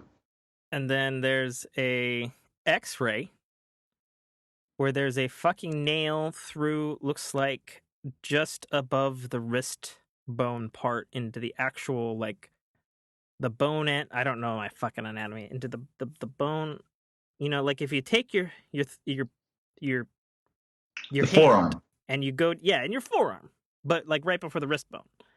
There's another picture, and there's like, I don't know, it's fucking in there, you know? Oh, it's in there, yeah. And then there's another picture, and it looks like it's been removed, and there's a fucking hole in that bone. Through the bone, yeah. Yeah, okay. Now the story goes... I'm scared now, because you said this is the life thing. Is this you? No, this is not me. Okay, thank God. Because I would be like, dude, we all know that a nail gun only works when you press the other teeth down. Like, you can't shoot it off like the fucking movies. Yeah, you can't do it's not like shoot 'em up. Yeah, exactly. Now the story goes, this is one of my girlfriend's coworkers. Oh dear God. He was And what is your girlfriend do for work? She's a security guard. Okay. Well, actually a glorified receptionist, but they say security guard. Okay. But I digress. So the story goes he was laying flooring down because those are, I guess, for subfloor screws. Because it's a screw. Having worked in construction, I'm already sighing because I know what happened. Just carry on, and I'll just not say anything because I already get what's happening. So apparently, like, he hung the gun on the ladder, on the hook. Yeah. Mm-hmm. And I guess he went up to, like, he took like 2 steps up to grab it because it was a taller ladder. Yeah. And I guess when he grabbed it, he primed it. Mm-hmm. Because those screw nail guns, you have to prime it and then pop it for them to shoot. That way you can't shoot somebody with a goddamn nail. Yep. And I guess what happened was he lost his balance on the ladder, and it went backwards, and his instinct was to hug the ladder. Right, as anyone who's falling off a fucking ladder. But he had a primed nail gun in the other hand, so it went pop. He said, and I quote, "I didn't feel it, but I knew something was wrong because I heard it go off, and I didn't hear the screw go bing, bing, bing, bing, bing around the house." Right. So he said, so I looked down and saw the screw in my arm, and I was like, "Did it hurt?" He's like, "It didn't hurt." And he's like, I'm like, "So your first instinct was," he's like, "to take a picture." Of course. So he said he drove himself to the ER. Mm-hmm. And he said it didn't hurt until he was realizing he was driving with it, and it was catching on the wheel. Oh. Like, why would you drive with that hand? Unless you drive stick. You know what I'm saying? I mean, I don't know. He has a truck, so it might be a truck. Wait, hang on. Let's look at these pictures. Is he left-handed or right-handed? That's a right hand. You can see on the X-ray it's R. Yeah. That's his right hand. Yeah. Okay. Well, I figure he must have been driving automatic then. Yeah. So I mean, maybe it was. I don't think it was catching the nail top because it's coming out the top of his hand. I think maybe it was hitting. Like, if you look at the second picture, you can see that it's actually depressing the tissue. Yeah. I think maybe he was like nicking that with like on the wheel or something. Ugh. So yeah, that's a happening right there. Ugh. And I think he said the procedure to take it out. He said he might have been asleep for like 15 minutes. Because I'm assuming what they did was, as soon as they put him to sleep, they cut the top and then just unscrewed it. Yeah. Because I mean, it did definitely screw in. Like, they have screws that it has the lip to the edge to catch. So they're not going to be able to pull that out, because pulling it out would probably crack the bone. You know, you can't try to pull a screw out of a piece of wood and watch what happens. So it was one of those. They probably unscrewed it using, just I guess a power screwdriver. I don't know how that would work. How they would unscrew it. So yeah, I don't know if they just give you some pain meds and jank it out, or if they would, since it's already punctured, perhaps they would cut the nail head out and pull it from the other side. Since it's already fucking through. Like cut the flat and then pull it the other, like an arrow, like you would an arrow. Yeah, you pull it through. Yeah, you don't pull it out. You back it the fuck up. Yeah, I don't know. I didn't ask him how they did it, because he just said it happened. Yeah, that's lovely. Okay, well, none of my stories are that gross. I don't know, man. You're gonna give me I'm afraid of needles, so you're gonna give me the heebs with the story of the haunted house. Yeah. So after last week's Fork in Your Ear combo RNG cast, which took 6 fucking hours. Wombo combo. Yeah. So I'll basically just run through the sequence of events that happened immediately after that show, because that's literally what happened after that show. It was, I let Mike and Des Raven continue podcasting. Just let it roll. But then I got off and I was like, okay, sweet. I haven't eaten any food, but I'm fucking pumped because I've been podcasting forever. And I was like, what do I need to do? And my girlfriend's like, you haven't changed clothes, so you need to take a shower and change your fucking clothes. And I was like, oh shit. Okay, good. And so like I go and I run, to the bathroom and I'm taking a dump and I'm like, yeah, I'm gonna go to a haunted house. It's gonna be great. And I'm thinking to myself, I got up early and I put my laundry in the wash so that I could specifically have warm clothes while I'm outside in the haunted house because I didn't have warm clothes because my warm clothes are my work clothes. So I had to take some of my work clothes.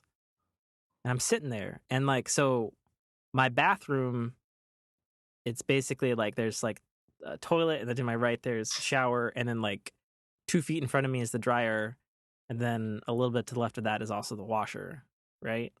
And I'm like, I don't see the light on my dryer that indicates it is done drying things. Oof. So I'm thinking to myself, oh no, did I not put it in? And so I reach forward because it's like right in front of the toilet, right? And I open it, it's empty. And I'm like, this is how Jessica describes it to me because she's like in the other room. She hears in the distance, fuck. Fuck. She comes and knocks on the door and she's like, are you okay? And I was like, I didn't put my clothes into the dryer. So now I need to come up with alternate stuff because we have to go in like 15 minutes to drive up to Seattle. And so I'm really upset because I've got no clothes to go to this thing and it's fucking pouring outside because it's Washington and it's fall. So I get together some clothes and they're like totally not waterproof. They're like whatever clothes. And so we go to what's called the Georgetown Morgue in Seattle. You can look this up online, actually. And it's supposedly Seattle's premier haunted house thing, whatever. I don't know. I'd never been. I drove by it like 1,000 times. It's just one of those things you see and like I'd never been there. So we went up there and we were meeting up with actually my buddy Jay, who I mentioned earlier is the Seattle videographer guy, right?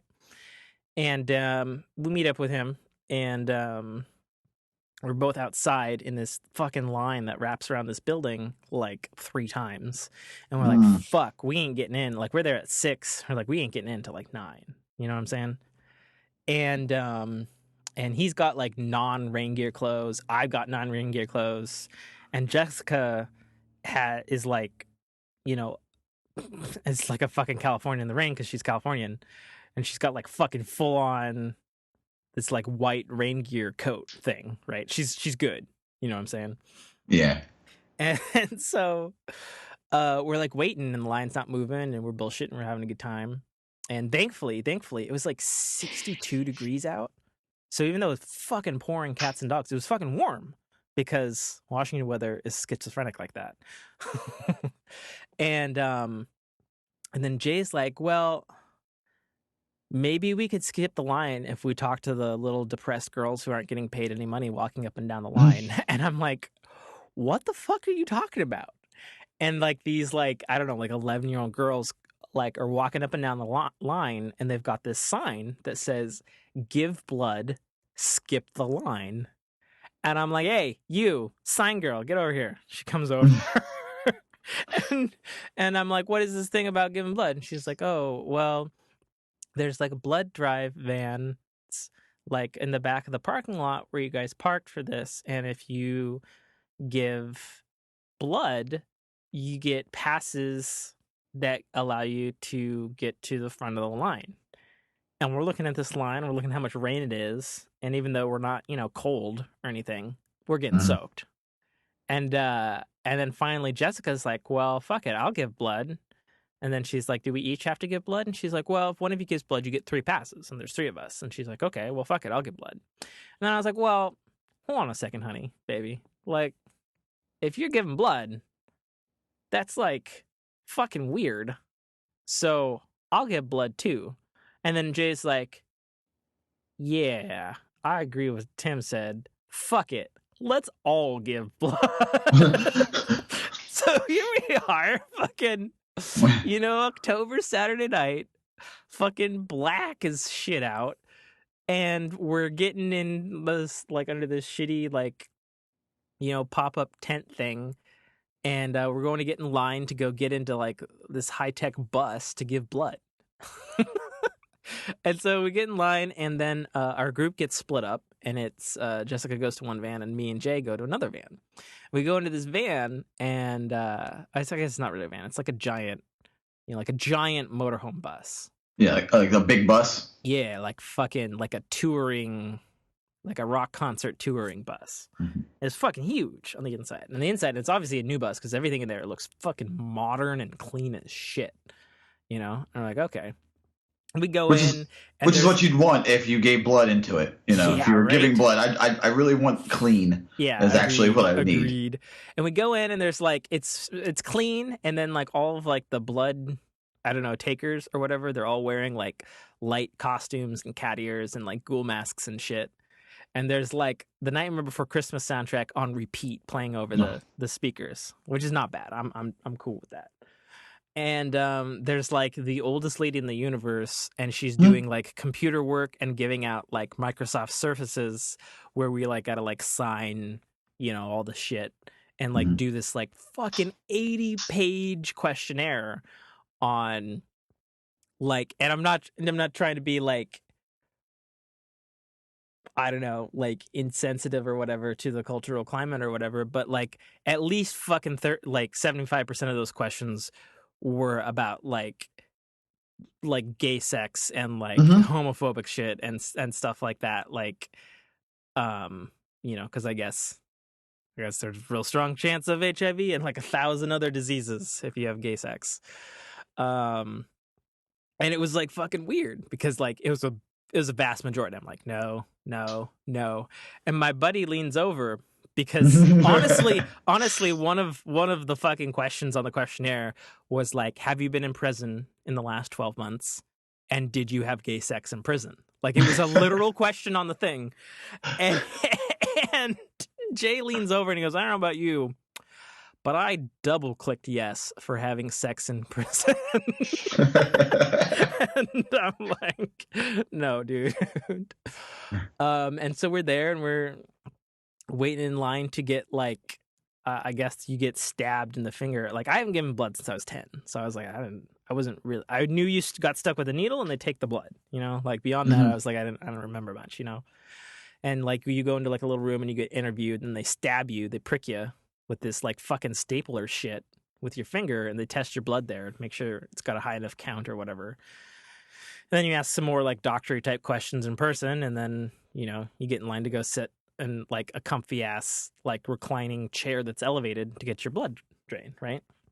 And we're me and Jay are like opposite sides of the van across from each other, and we're like, and he just sort of like, he's like, yo, so, and he like looks around, he pauses, and he's like, this is for sure the weirdest shit that you and I have ever done together, right? And I was like, it's the new bar, man. It's the new fucking bar. Giving blood to skip a line at a haunted house who'd never been at. Like, it's the new line.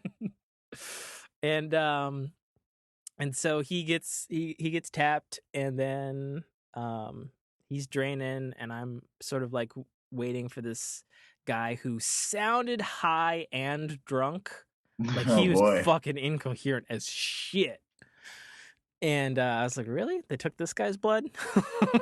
Like, really?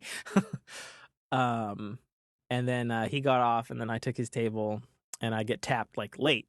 But and you get stabbed with the needle, which actually wasn't bad. Getting stabbed with the needle was actually less painful than the finger prick, right? The finger prick. Yeah, I was like, what the fuck is that shit? The thing goes at like the speed of sound. It's so fast and it hits like your bone almost. That's what it feels like. Yeah, I know what you're talking about. It should test your iron to make sure you have enough iron. Yeah, no, I asked because I didn't know. But what are you doing? Yeah, it hurts. Yeah, for sure. And then the needle was like, whatever. I'm worried about my finger, dude. Yeah, no, for real. And so, so Jay's already tapped. He's draining, and I get tapped. And like I can tap like way late, and I'm like, oh man, this is gonna take like fucking 30 minutes because Jade already took 30 minutes, and like me, it took like fucking 10 minutes, and I was done, and we were wrapping up around the same time. And then I was like, I know you got tapped before me. Like, do I just like like bleed really good? And he's like, you must have like a lot of blood to give. And I just sort of looked down, and I'm like kind of weirded out about it actually. And I was like, I guess the blood comes out of me, you know, like how much I cry, which is like a lot. And Jay just looks at me and starts fucking laughing just like you just did, and was like, what the fuck? This is for sure the weirdest thing we've ever done. And so then there's like the consult doctor at the end, and it's like, okay, you know, no sex for 24 hours. Don't do anything that's going to put pressure on your heart. Don't run around, and don't do anything dangerous for 24 hours. And then we leave the van, and we're like trying to find Jessica in the rain and the crowd and stuff. And we're like, we're about to go into a haunted house. How the fuck would they set up a blood drive outside of a haunted house and then tell you not to do any of the things that we're about to go do? Stupid, right? Oh, yeah. Fucking stupid. This is for sure the weirdest thing we've ever done, right? Oh, yeah, for sure. 100%. Yeah. I think the weirdest thing I've ever done was I got into at a local carnival, a funnel cake eating contest. Yeah. And I'm not a big guy. Yeah. So my buddy was with us, and it was like a team type thing, like a tag team. Like it was when one of you is like you couldn't get sick, because if you got sick, you were done. You know, you were your team was disqualified. So I was just eating and eating and eating and eating, and my buddy was just looking at me. And I mean, it was like a time limit type of thing, and I was just pounding down. They weren't big funnel cakes; they were like little, maybe like the size of a small saucer. Yeah. So I was just grabbing them, folding them, and like shotgun them down, just eating them. And my buddy was just looking at me the entire time, and he was like, "Whenever you're ready, dog. Whenever you're ready." And I'm just looking at him, and I'm in the zone. Mm-hmm.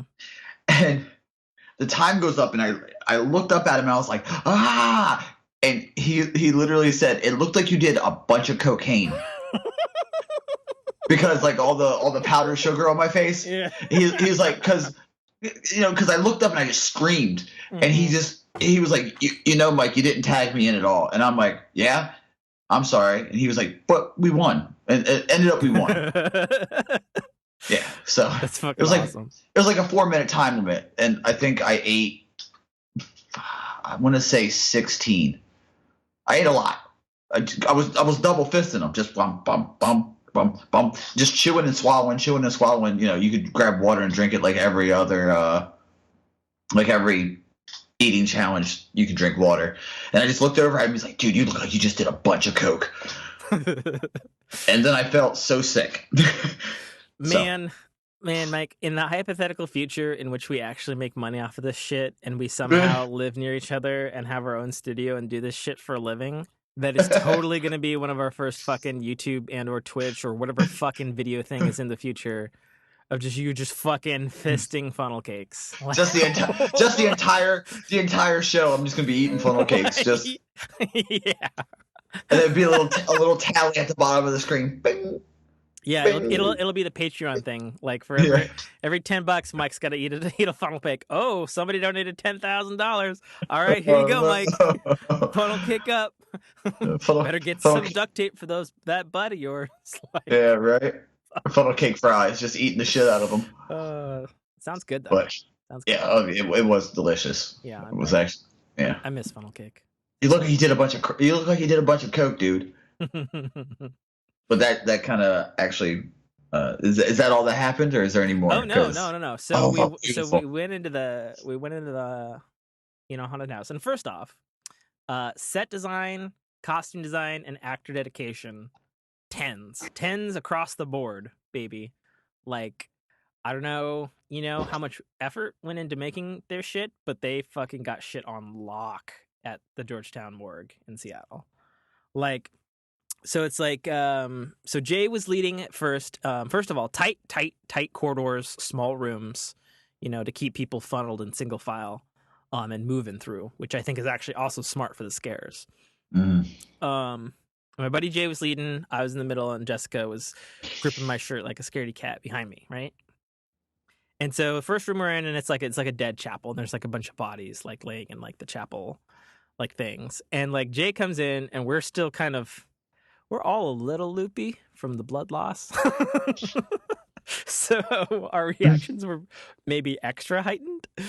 And so Jay's like, "Oh, it's a chapel." And he's like, "Oh, I don't know which one of you is props and which is people."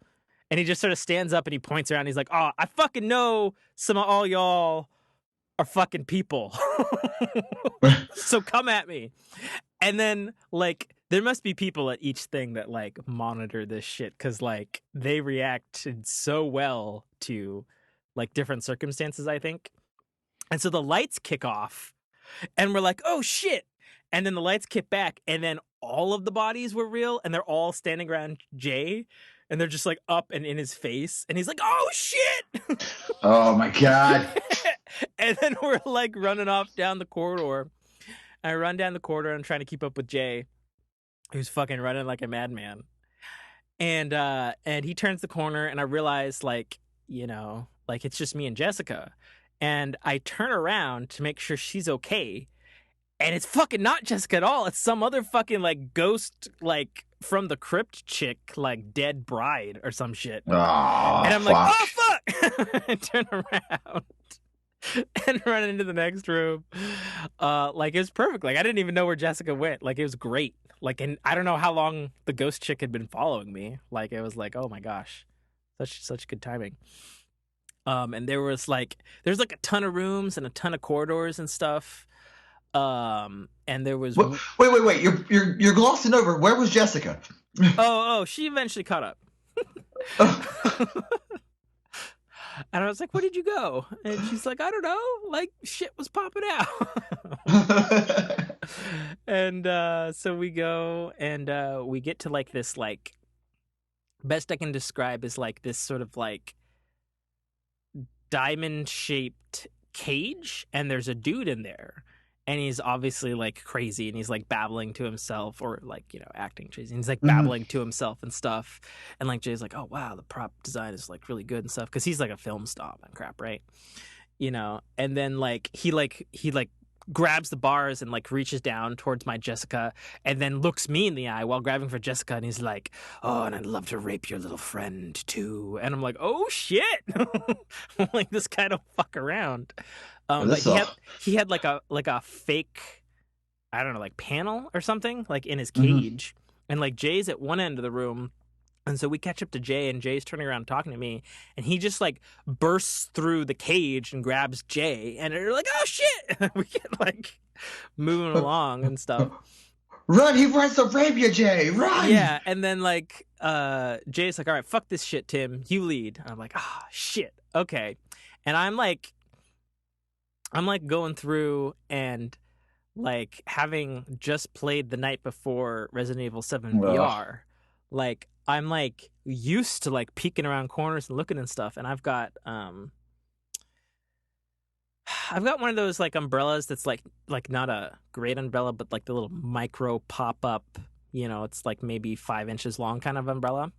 And I'm holding it out like a fucking wand, and I'm like tapping walls and shit, and like making sure like nothing's gonna like fucking pop out, And I come to this section where there's like all these like, I don't know, grates and openings and stuff, and I'm like, I played lots of Dead Space. Shit's gonna like come out of one of these grates and try to grab us. And I walked through, and it didn't grab anybody.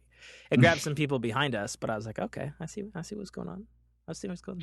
They knew they couldn't scare me. Okay. Misdirection. Yeah, it was good. It's also particularly good because the group behind us, there's like this one like fat bitch, and she was like super loud and like, "Oh, I'm not gonna get scared. Like this is all prop," and she fucking got the shit screamed out of her. Like it was great. Like she got. Yeah, you never say that I'm not gonna get scared, because you will get scared. Yeah, it was fucking great. It was fucking priceless. So we were going down this corridor, and then they had it painted so like when you look down the corridor, it looked like it got smaller, but it also physically got smaller to the point where you're like crouched down, and you're like going upwards, and I'm like, where the fuck am I going in this fucking thing? And you're like crouched down and you're going upwards. And I was going through, and then somehow I got ahead of Jay and Jessica, and I was just by my lonesome. And I'm like, fuck. And I'm like going through slowly, and I'm going through, and I'm like, my neck is sort of like craned down because like it's like maybe, like the distance is like maybe 5 feet to the floor or whatever, and the ceiling. I'm like, okay, it's getting cramped in here. And then they had like a hydraulic floor where it like folds up in the bottom and just like drops you like 2 feet. And I was like, oh shit. But I'm an automatic door guy, and I realized that there was a sensor near my foot because I was triggering the floor, and I was actually triggering it to like fucking scare Jessica and Jay because I'd gone so far ahead, I guess. And they caught up to me, and I'm like, watch out for the floor. And they're like, what floor? And I just like swing my foot just a little bit for the trigger, and it like it makes them fall, and they're like, oh shit. Just fucking great. And yeah, there's a bunch of people, and like there was this one they had like a bunch of like hanging corpses that you had to like push by, and we got to this one area, and it was almost pitch black, but you could see this kid in like makeup, and he couldn't have been more than like 10 or 12, but like his acting was on point. And he's like, hey guys, I finally got her. And we're like, who?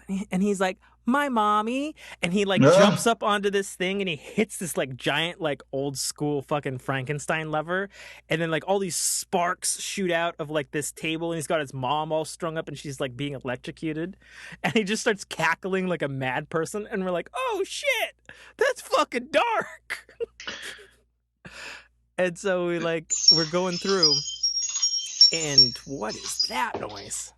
Is that a dog whistle? No, it was an alarm. Sorry. An alarm? What kind of an alarm? It's my "you're about to be late to work" alarm. Oh, but you don't have work today. Why is it going off? It's just set. Oh, is it? I got you. That's an annoying ass alarm. Anyways, so we're going down this corridor, and like, first of all, the Georgetown morgue haunted house is kind of a little bit of a lie. I don't know why they call it the morgue. Like, there was never any morgue-like things. It was like, creepy chapels and like prisons and swamps and fun houses, and there's like all kinds of. There's a bunch of different horror stuff. Like, it wasn't just like. It was never really any like. I was expecting to find like like a morgue and like some doors pop out with like a flaming body or some shit. Yeah. Anyways, and then we go around this corner, and we get into like this sort of like jungly area, as best I could describe. And I made Jay lead at that point because I was like, all right, it's your turn now. And we go around this corner, and there's like all these like hanging plants and stuff, and there's like heavy fog machine going on.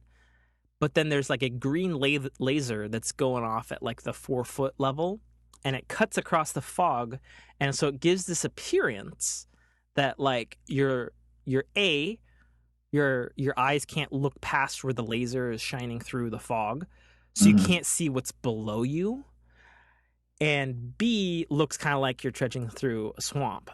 And then at the same time, they've got like, I don't know, like balloons or like some sort of like air blow up mesh thing below the laser, and it's pushing against you, so it gives you the resistance like you feel like you're moving through water in a swamp, which is a fantastic fucking feeling and prompt because A, you're not getting wet, and it's cool. And then like I said, the laser cuts across so you can't see below it, but there's fog there, and then there's like people like jumping up out of the fog like trying to grab you and shit, and it's like fucking great. Oh my god, what a great like use of prop. And so after we get out of that, we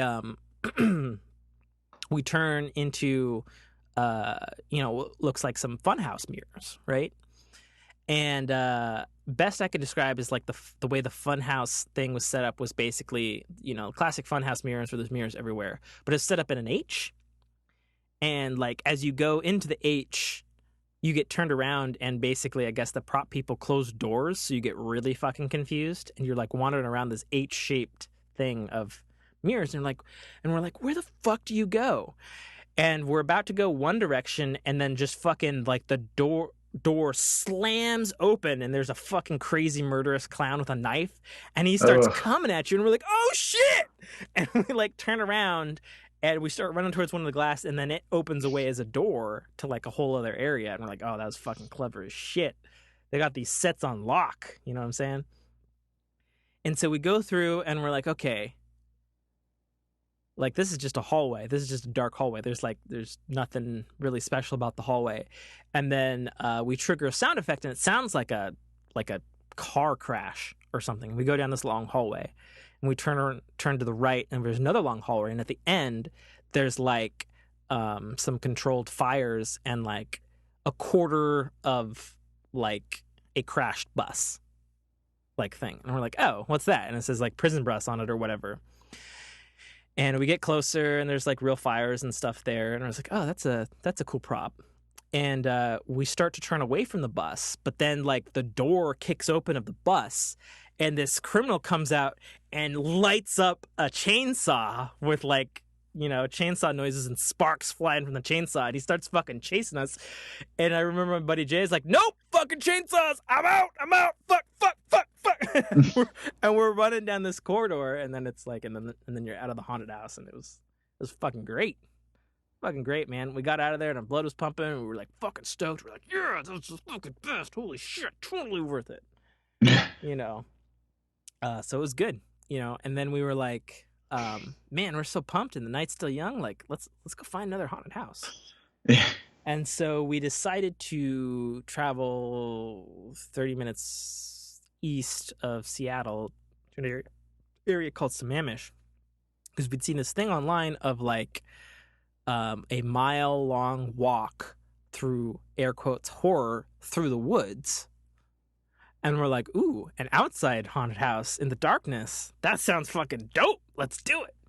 And so we drove there, and first of all, we were immediately starting to think, well, this is definitely not going to be as good as the Morgue, because we were finding out that like it was being put on by like all the local schools and stuff. And so what it was around this lake called like Beaver Lake or something. There's a real lake there. But you were like going through the forest, like on this trail, and it was indeed a mile. There's a lot of walking. But like the first area is like all of the like middle schooler kids, and they're like trying to do some sort of horror thing. But it was basically every Tim Burton movie ever. And we're like, okay, well, you know, props for them for making stuff that wasn't really scary, you know. And then after that, you got into the high schoolers, and they did a much better job.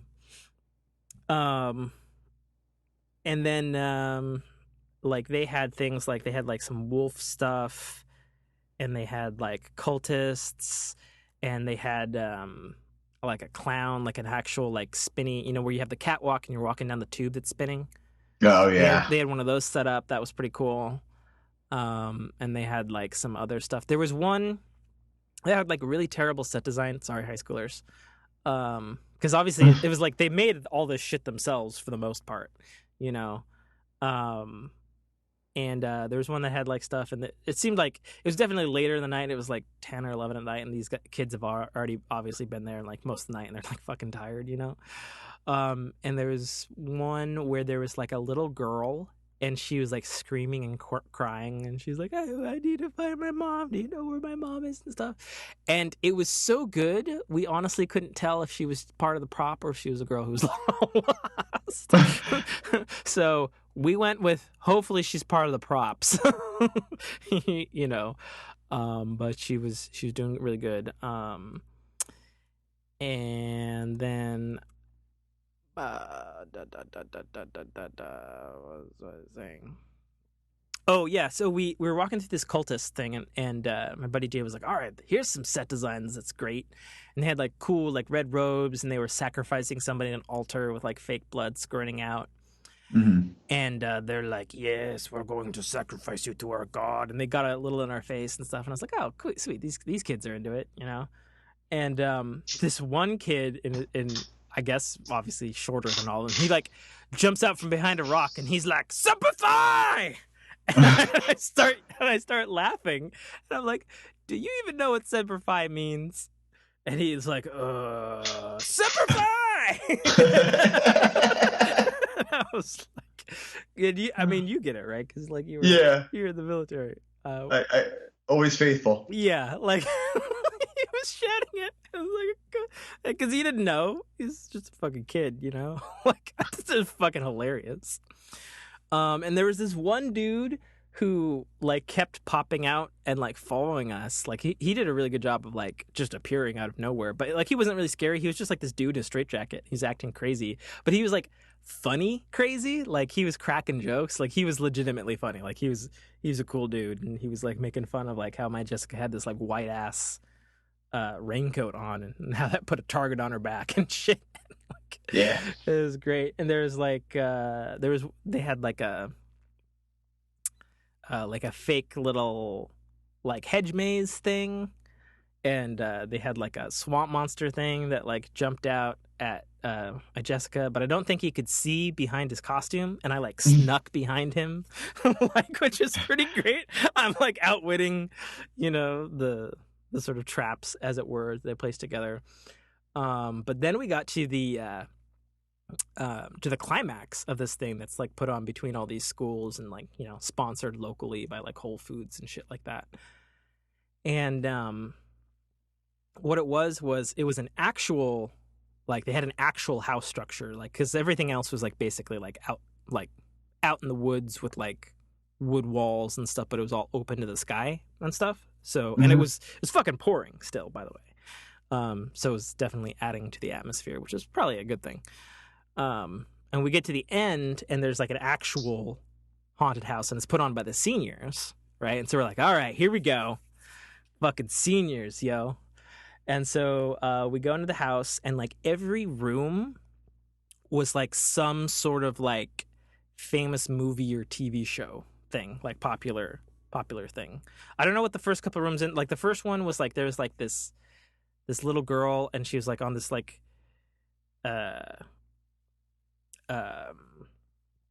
like creepy couch, and there's like blood coming from the walls, and she was trying to say something, but there was like some noises going on from some other room elsewhere in the house, so I couldn't like hear her, and I was like, I can't hear you, lady. And then she speaks up like approximately 1/2 decibel more, and I'm like, I still can't hear you. But then what I could hear was her going, "Aw," because she couldn't do her bit or whatever. And like me and Jay, we like go around the corner. Oh, and this was where Jessica, like sped up in front of me and Jay and kind of ditched us. And it was me and Jay just sort of walking around, and like the artistry was like really good. There was one room that had like the Game of Thrones, the room of many faces. Oh, and yeah. they had all the faces, and some of the faces moved because there was people there, and I was like, oh my god, that's fucking legit. That's so cool. And then we went into another room, and it was like a decrepit bathroom of some kind. I don't know what it was, but they had this. There's this Asian girl who I guess was either doing an Asian voice or just had an Asian accent, and she was like, "Out of order" or something like that, and I don't know, it cracked me and Jay up. The way she said it was just the fucking funniest, most racist joke ever. Like we were like, I don't know, we were laughing about it. It was great. No, nothing stops as scary than laughing. Yeah. And then the seniors closed with 3 rooms. The first room, this is Stranger Things spoilers for season 1. It was all Stranger Things, which was awesome. The first one was like the room with the mom, and she's like trying to find her son in the Christmas lights, and it's like, oh, that's fucking legit. Oh my god, their set design is amazing. And then the second to last room was really cool because they had also incorporated part of the set. They must have had a broke off from like the main building we were walking through to the outside, because they had fake trees and then also the real trees of the real like park or whatever that we were in. So it was like fake and real. And it's like, oh, this is legit. And they had replicated the upside down, which is what they call the alternate dimension that they go into in Stranger Things. Yeah. Spoiler alert. where the monster's fucking from. And we're like, oh my God, this is legit. And me and Jay are big Stranger Things fans. So we're like, oh my God, the set's so good. There's things hanging down. And I was like, oh my God, there's fake and real trees. And we're just admiring the set. And then I touch one of the fake trees, and then I realize it's the monster from the season 1, like the Demigorgon. And it's a dude in a suit. And he's like, fucking leaps out at me. And I'm like, oh shit! I didn't realize that was a guy. And it freaks me and Jay out. And we run to the next room, and it's just this fucking black hallway. And we see like there's light at the end of the tunnel. We're like, okay, well, this isn't that scary. And we start moving, and they have simultaneously like, I don't know, there must have been like a metal grate I was standing on, and it like hydraulic air pressure like shot air upwards. Oh. So it like went up your leg, and it was all creepy. But at the same time, they also had sparks and like, I don't know, like a really loud, close to your face, like cap gun type noise, like pop, pop, pop, pop, pop, pop, pop. You know, like you're like getting shot or something. Mm-hmm. And I was like, oh shit, oh geez, what the fuck? You know, because you're not sure what's happening because it's like all dark and shit. And then there's air shooting up at your face and your legs. And I was like, okay, finished strong, senior kids, finished strong. Well played. Yeah, and then we went to go try to eat at an IHOP, which was supposed to be open till midnight. And then we got there at 11:30, and then the bitches were closing up shop early, and they wouldn't let us in. So we're like, fuck you, IHOP. We're going to go find a Denny's. So we found a Denny's, and so my buddy Jay's a bit older than me, and he's like 39, 38, something like that. And we go to this Denny's, and it's Saturday night, and like literally everybody in this first of all, this Denny's is packed. And it's like, looks like a classic, like 1950s diner type thing. And then secondly, like everybody's there is all like teenagers and high schoolers and stuff. And so, me and Jessica still sort of look like a teenager or a high schooler, and my buddy Jay doesn't, And so even the waitress was like clearly like college or high schooler age or something. And I cracked this joke that my buddy Jay fucking hated. And, and she's like, all right, this way to get seated. And I was like, oh, thanks for finding us a table for me and my dad. And my buddy Jay is like, fuck you. And then it starts this argument between me and him that's like, that he's like, man, I'm not old enough to be your fucking dad. And then we're like, wait. How old are we both? And we counted up, and it's like, no. To be the age you are, I would have had to have you when I was 12. And he's like, and while I was boning chicks, I wasn't boning chicks that early. Yeah, so it was a closeout to like a really good night. Cool, man. You know what I'm saying? All right, so let's close up the episode with talking about video gaming, which we're not going to roll for because that's the last topic. Huzzah! Yeah. Again, it's the last topic. Didn't plan it that way. That's just how it ended up with the roll of the dice, ladies and gentlemen. So what games you want to talk about there, good buddy? Well, I mean, I talk enough about Destiny too. Yeah, so you do a whole fucking podcast on it. Yeah, I have a podcast about it. It's like how I'm not going to talk about Marvel things on this show because I do a fucking Marvel podcast. Exactly. I've been playing a lot of Paladins. I actually played some this morning. Oh, yeah, hero shooter, like Overwatch, really fun. I enjoy it. I didn't think I would enjoy it, and then I just kind of like fell into it. We still have a little bit of the old No Man's Sky. Nice. How's that going? Because I still haven't completed the new story. It's going. I'm kind of not doing it. I'm just kind of dicking around my planet is what I'm doing. Building bases, basically. Yeah, man, that's just about it. Like we talk about it on the bonus features bit that I don't have a lot of time. Like I don't have that ability to just play every day for several hours. My gaming time is pretty limited, so I kind of get in what I can. I don't get a lot of games because I don't see it. I mean, not to be like a total fucking whatchamacallit, unpaid advertisement. But I don't think I would have gamed half as much as I have this year with all the shit that's gone on if the Nintendo Switch wasn't a thing. Like, I'll be totally honest. Like, yeah, you know, I've got handheld consoles and stuff, but aside from the Metroid game that came out in September, I don't have anything new on it. Mhm. You know what I'm saying? And then like the fucking as I think I said on an RNG cast, like the way I play the Nintendo Switch beyond on the TV, and like sometimes I pack it with me in my lunchbox and play a little on a break or whatever at normal work, is, you know, after the girlfriend's gone home and I'm not playing like PS4 or something, you know, like I have one of those like e-reader bed grip things, basically like a rod with a clamp. And it comes out and I clamp it to my bed, and I take the controllers off the Switch, which is its wonderful, wonderful fucking feature, and I can play full-featured video games, console fucking quality video games, in bed with it like 5 inches from my face, with the hands like separated on my left hand and my right hand, just laying in bed, looking upright in a totally comfortable position. So as soon as I like get tired, I'm fucking out. You know, and that's how I've been playing games for like many months now. Nice. Like it's legitimately like the best thing, because you don't have to like be holding your hands up, you know, and like wait for you to get tired and like the console smash you in the face. Like I'm just up there and you fall asleep, and it's got little, you know, wrist straps. You just fucking fall asleep with the controllers. Who gives a shit? You know, it's fucking great. Nice. It's fucking great. Like that's the only way I've been able to play as many games as I played this year.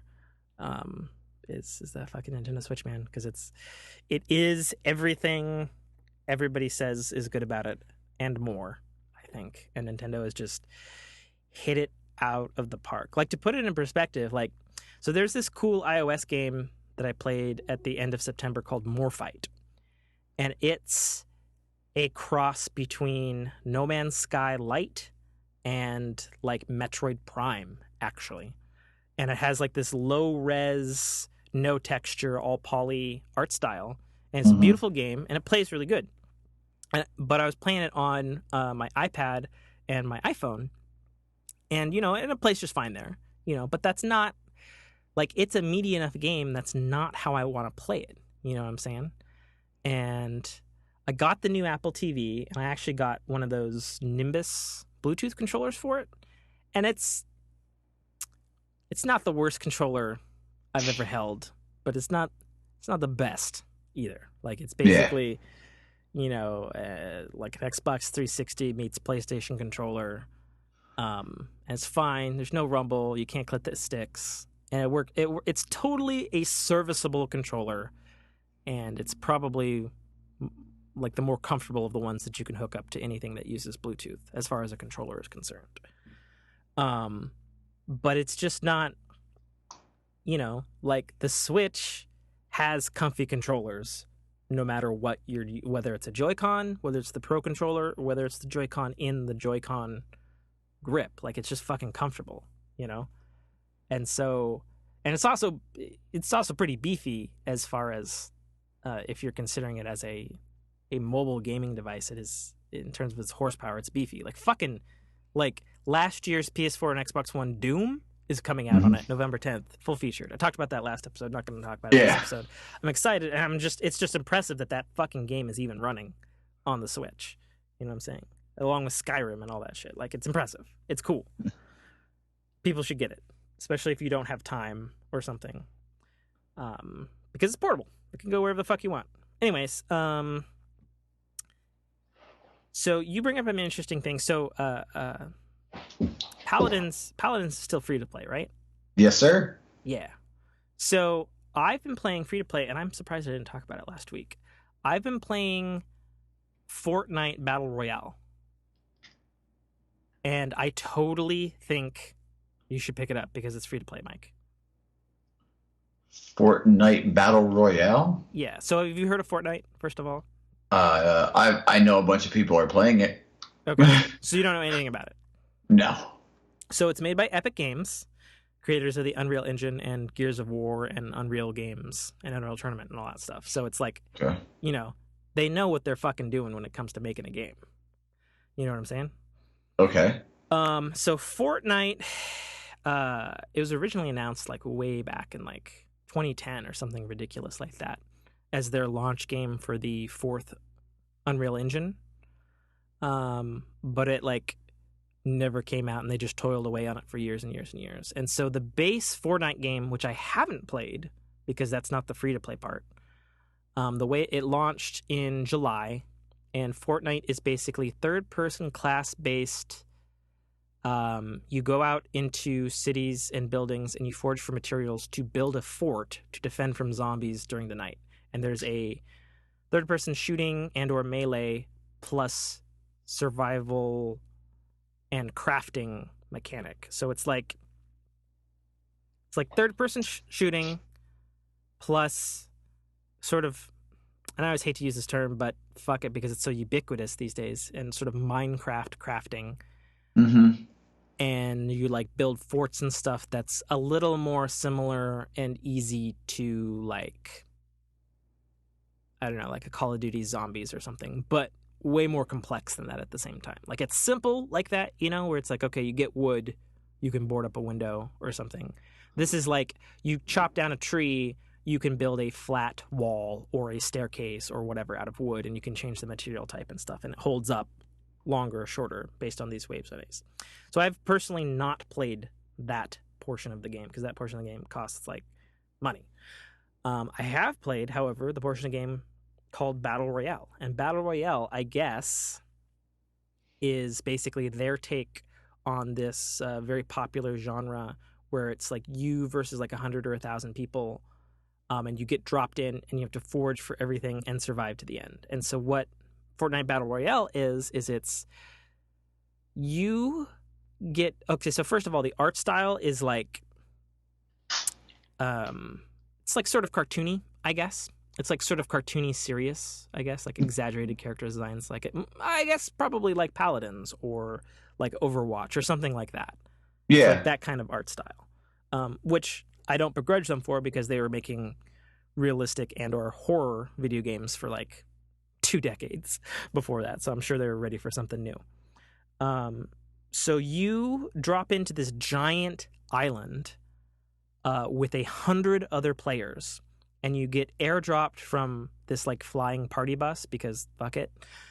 And you skydive in, and you like land in a town or a forest, and you gotta like grab guns, you gotta grab weapons, and whatever you get is what you get. And it's got sort of classic Destiny rarity, whites to gold kind of thing, and like ARs and stuff. And it can be you and up to 3 other friends. So it's like you're either solo or up to 4 people in a squad. And it's all of you versus everybody else. And it's fucking thrilling, and it's a rush, and it's like, you like team up and you like build a fortress or something after you've like destroyed some materials and you build some ramps somewhere and trying to get this. But the thing that keeps it lively and the matches to anywhere between 30 seconds to death to an hour is there's this like purple storm of death that is closing in on the map, making the map smaller and smaller and smaller. And it's not like, oh, it always goes to the center. It picks like a random spot, and that's where the map starts closing in on. So like you could start at like say you have a square map, right? And you could start in the leftmost corner of the map. And the storm starts closing in at the top rightmost map. And then the storm, like it gives you a countdown, and it's like in 30 seconds, if you don't hoof it to the safety zone, you're fucked, basically. So it's like PlayerUnknown Battleground. Yes, that's what I was trying to get at, but I couldn't remember because I've never played that game. It's like Unknown Battleground or what's the other? There's a couple other games like that on PC. But it's free, and it's on consoles as well. I'm downloading it now. It's fucking rad. And you should as you were explaining it to me, I found it and I was watching the videos, like, how it shows like the really quick videos. Yeah. And then I saw Kono put, and I quote, "Who's doing some Fortnite tonight?" Oh, yeah. my question is this: so it could be you, Kono, and myself. We're all teamed together. Yeah, we're a team together versus everybody else. But the thing about it is you get it. So the other thing is there's no radar. It's all on team sites. You got to be alert, motherfucker. Oh. You got to be alert. Okay. Which is great. So I'm it's liking it. So it's like check the buses, check the houses. I heard something, and you have a compass at the top, and you can be like, all right, I saw a black dot moving in the horizon at north 130 position. Mm-hmm. So there's call outs.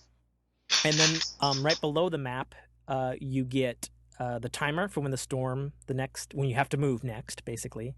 Mm-hmm. And then you get a player count. And so it'll be like, all right, there's 100 players still alive. And then you'll see it radically drop. And like, nope, now we're down to 80. Oh, storm came in. Now we're down to 50. Holy shit. So you can't hunker down in the storm? Oh, you can. But okay. After a while, the storm moves. So like you could have like built out of steel fortress in the sky, and then the game could just decide to fuck you, and like the storm moves in a circle, and you're inside the circle, and if you don't move, that storm's going to cause damage to you. At the start of the game, it causes damage to you at a rate of like -1 HP per second. But each like, I guess, wave, like it closes in, and it gives you like 30 seconds before it closes into the blah circle. And then it gives you a timer of like 3 minutes or 4 minutes or 5 minutes before the next close-in time. And so you have that much time to scavenge, build, defend, and live. It's fucking intense, and it's awesome, and it's great. And it's made me so impressed with the game that I'm actually considering buying, obviously their plan is, hey, you like this shit? Why don't you buy the main game? Yeah. Yeah, it's good. It's really fucking good. All right, yeah. I'm downloading it now. You had me. Yeah, it's good. You got to play it with me, Mike. You will love it, I think. It's very fun. Me and Killbot are all about it, and Kono even likes it. And Kono doesn't like other types of games. Like, he's super picky. Mm-hmm. Anyway, Kono's one of my clanmates for the listeners here in the group. So I've been playing a ton of that. Super Mario Odyssey came out yesterday, and I've been playing that on the Switch. And so first off, I will always pick Sonic the Hedgehog over Mario any fucking day of the week. Thirdly, I like literally none of the 2D Mario games. I do not think they are good games. People can burn me on a cross for that. I don't care. I'm a Sonic guy. Fuck off. However, I do love me some 3D Mario games. Mario 64, Super Mario Sunshine, Super Mario Galaxy 1 and 2, and Super Mario 3D World and Land. I think are all fantastic platformers and great games. Super Mario Odyssey is the successor, I think, not to 3D Land and World, but to Galaxy and 64 and Sunshine. You travel to a bunch of, they call them kingdoms, and the kingdoms themselves are simultaneously the levels and hub worlds. Like, everything takes place like within a hub world. So it's like you have the Metro Kingdom, you have the Sand Kingdom, you have the Water Kingdom, you have the fucking prehistoric dinosaur kingdom. And so you have all these worlds, and you're not collecting stars, you're collecting power moons, as they call them, to power this fucking top hat shaped floating ship because reasons. And it feels like Mario, and it feels and it looks and it runs great.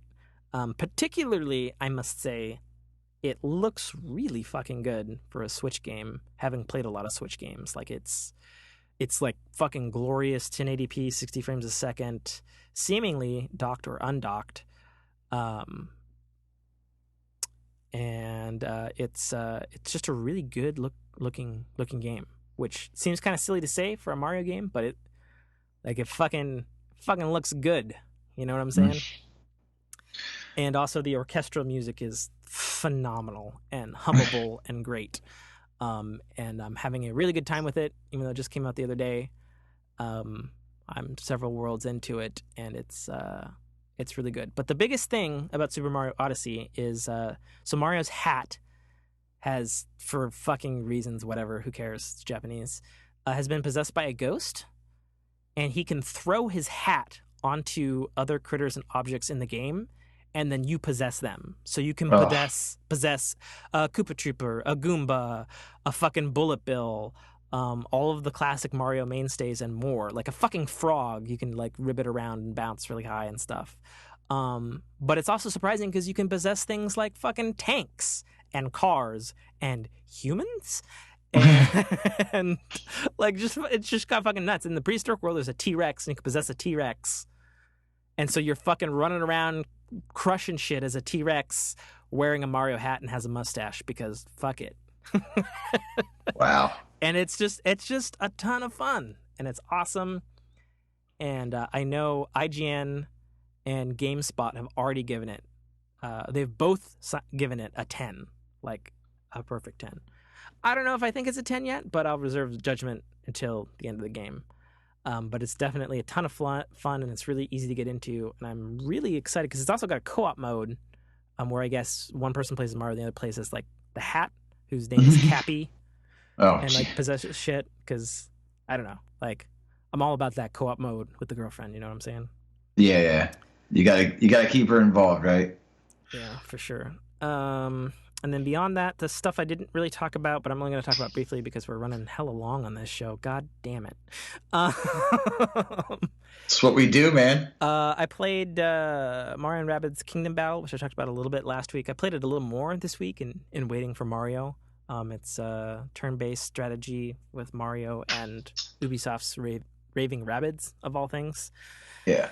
It's good. Pick it up. It's really easy to get into, but difficult to master. And it also looks fucking gorgeous on the Switch. It's actually being powered by the engine that powers Ubisoft's The Division, which is kind of weird, but it also makes the game look fucking unbelievably gorgeous.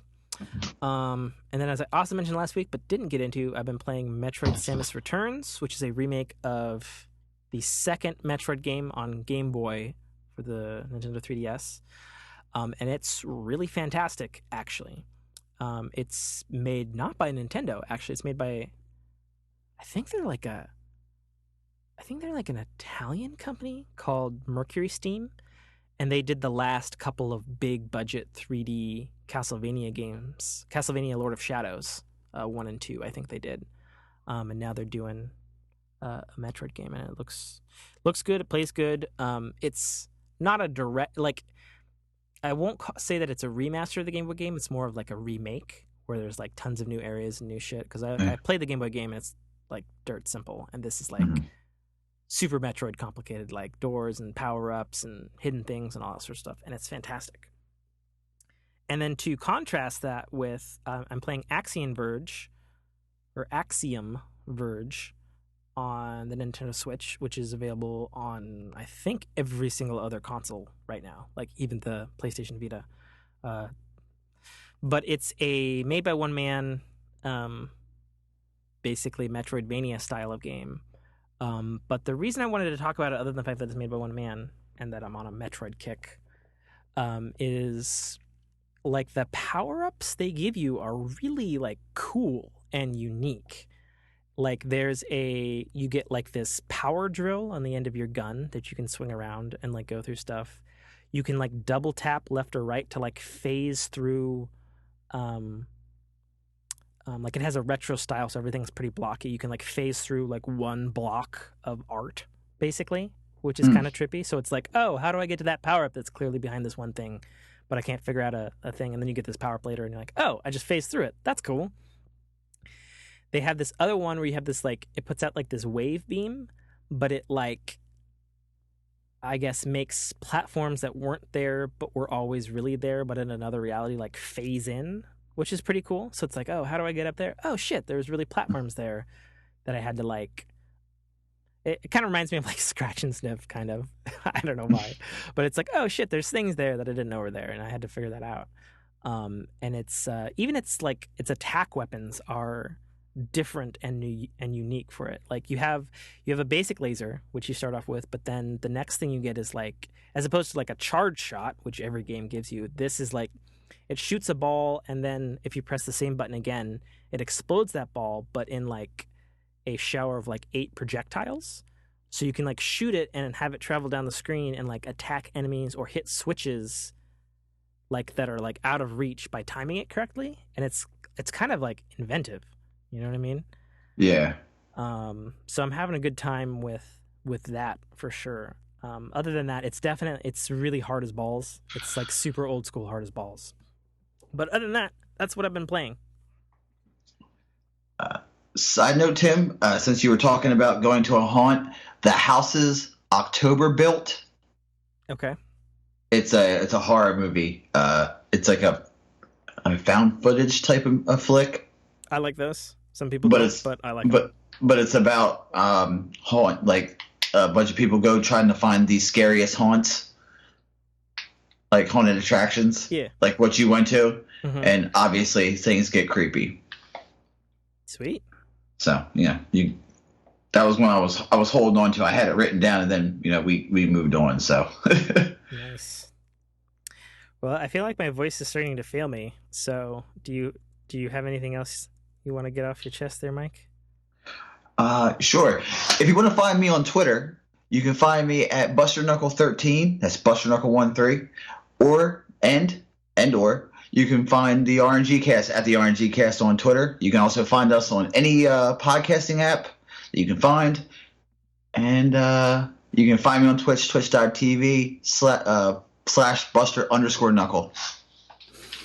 Sweet. Well, I'll close out the show. You can, of course, find the Fork in Your Ear podcast at facebook.com / the Fork in Your Ear podcast. We do have a Twitter because I listened. I didn't know that. Heard.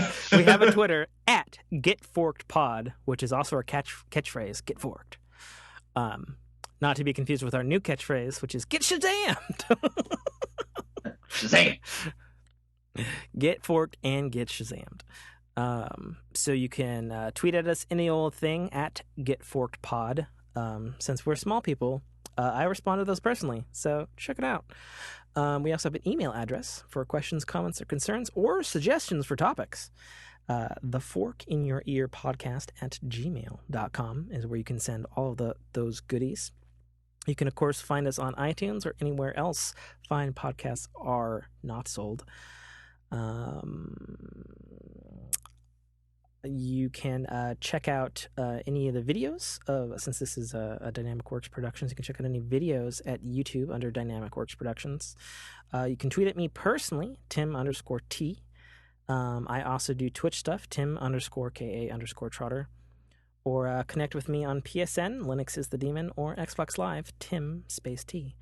And as I mentioned at the start of the show, I am an author. I wrote a book called The Citadel Arrival by Tim K. Trotter, which is available right now on Amazon Kindle Store and iTunes iBookstore for only $2.99. You can get a free preview downloaded when you visit those stores. It's a short story, only about 160 to 190 pages, depending on your screen size. And again, that's $2.99, Amazon Kindle and iTunes iBookstore. So buy a book and support this show, because I don't have a Patreon yet, unlike Mike's RNG Cast. Maybe one day. Patreon.com / the RNG Cast. Yeah, there you go.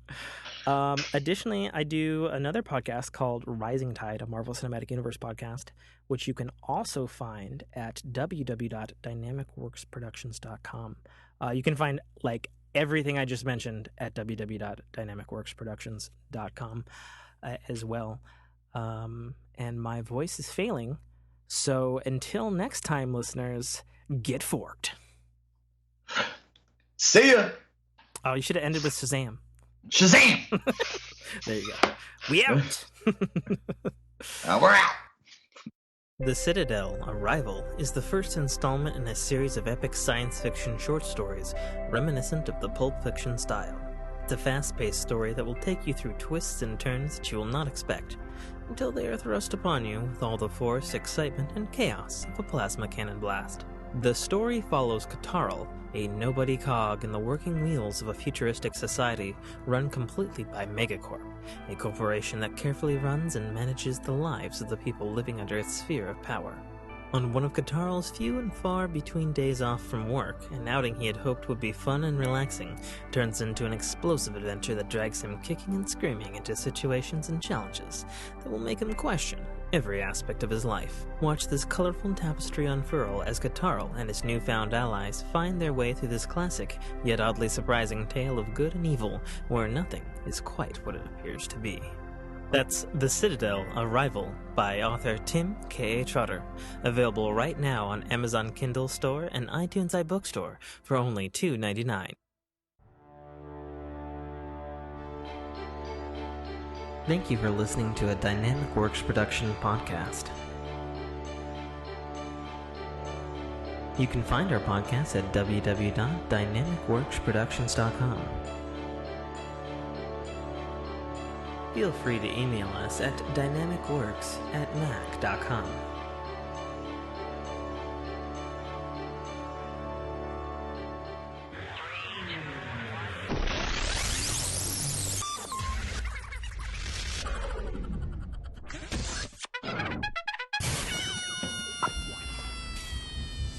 This is Dominic Armato, the voice of Guybrush Threepwood, and you're listening to a Dynamic Works production podcast.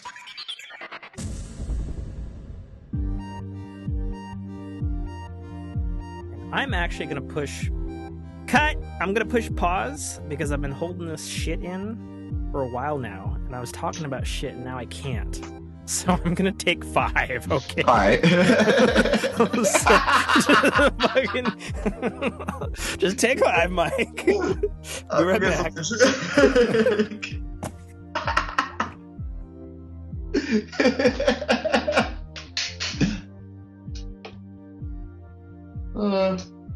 Oh god. I'm gonna talk about shit, dirty shit. Oh. Alright. That's too fucking funny. You wanna know what's really terrible? You know how like when like a flood like washes away like homes and stuff? Yeah. And there's like trees and whatnot, and you see like one tree that like falls over, and you see it like fall into the water, and then like the butt end like sort of like sticks up like almost like vertical while it's being carried down the stream. That's just what one of my shits did as it was getting flushed. Like it was so large, it fucking poked its head above water. Yeah. It was an iceberg. Yeah, like it had wind shear, man. Fuck. We are friends. We are friends. Yeah, we are. Oh my god, I've never seen a shit of mine do that though. Like, I guess that should be a lesson to everybody who's gonna hear this in the outtakes. Don't mix Starbucks pre-made fucking pumpkin spice plus fucking eggnog and then topping it off with regular coffee. Like, don't do it. Well, just because this is not on the cast, it might be on the side cast, but I don't really care. Last night we went to Wawa, which is like I don't know like a local market. I don't know. You don't have Wawas no, we don't. In on the West Coast. It's like a little store. Like a it has like sandwiches and drinks and stuff like that. It's like a 7-Eleven. Okay, fair enough. But it's like it's like a local, but it's like more centralized to the tri-state kind of thing. There's a couple of like down south, like mom and pop, but still franchised, or whatever.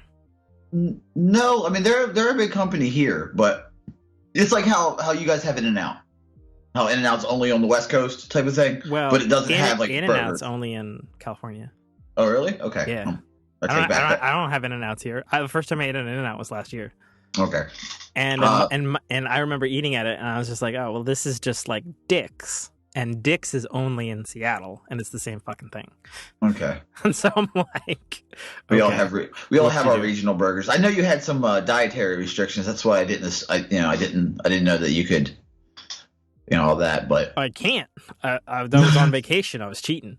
I can't, but I'm gonna. Well, I've never eaten an In-N-Out, and I know like my current coworker Like, he went to college in California and would eat at In-N-Out every day. And he's like, they're the best fucking burgers in the world. They're not the best burgers in the world. And I've had them, and I'm like, no, they ain't. No. They're the fucking old schoolest, cheapest burgers in the world. Which is just like Dick's in Seattle. of all the chain restaurants, it's Wendy's has the best burgers, in my opinion. I disagree. I think Carl's Jr. has the best burgers. Well, we don't have a Carl's Jr. around here, so you guys have Hardee's? The nearest Hardee's is a good distance away. Because I know Carl's Jr. and Hardee's are like they're owned by the same company or some shit. It's like the same thing. Yeah, because whenever I see TV ads, I'm like, it's obviously they didn't spend a lot of money because it's like at Carl's Jr. or Hardee's, and I'm like, I don't have fucking Hardee's on this coast, buddy. Yeah. Like, don't be a dick commercial. Exactly. But last night, about midnight, I look over at Jess and go, I kind of want ice cream. Mm-hmm. And she's like, okay. So we go to Wawa. Mm-hmm. They have a thing called like a Flurricane, which think like a McFlurry, a Blizzard, whatever. They threw. It reminds me of the Rick and Morty thing because I literally just watched the Microverse episode again because it's one of my favorite. and it's like, you know, like Morty's like, oh geez, Rick, what's going on with the battery?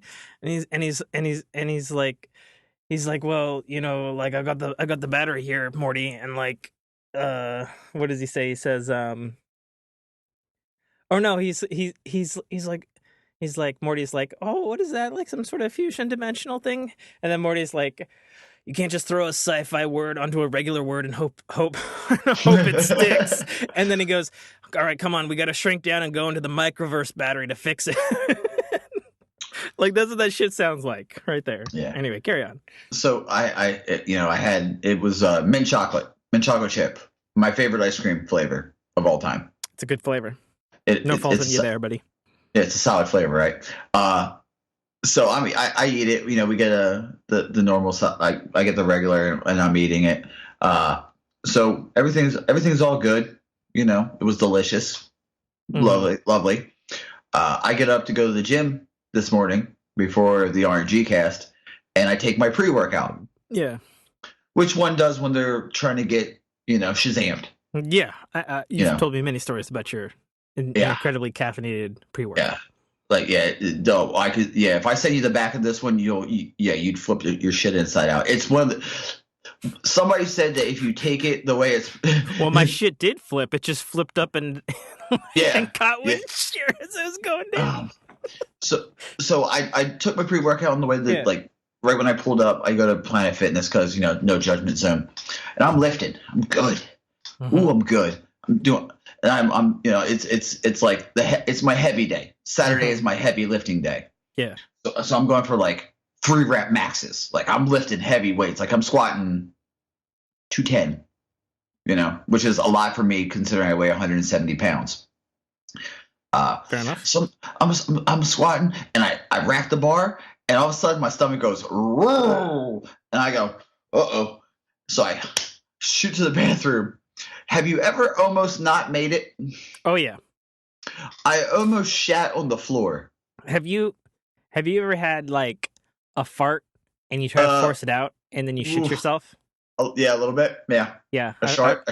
Yeah, I've done that. I've done that more often actually since I've been with Jessica.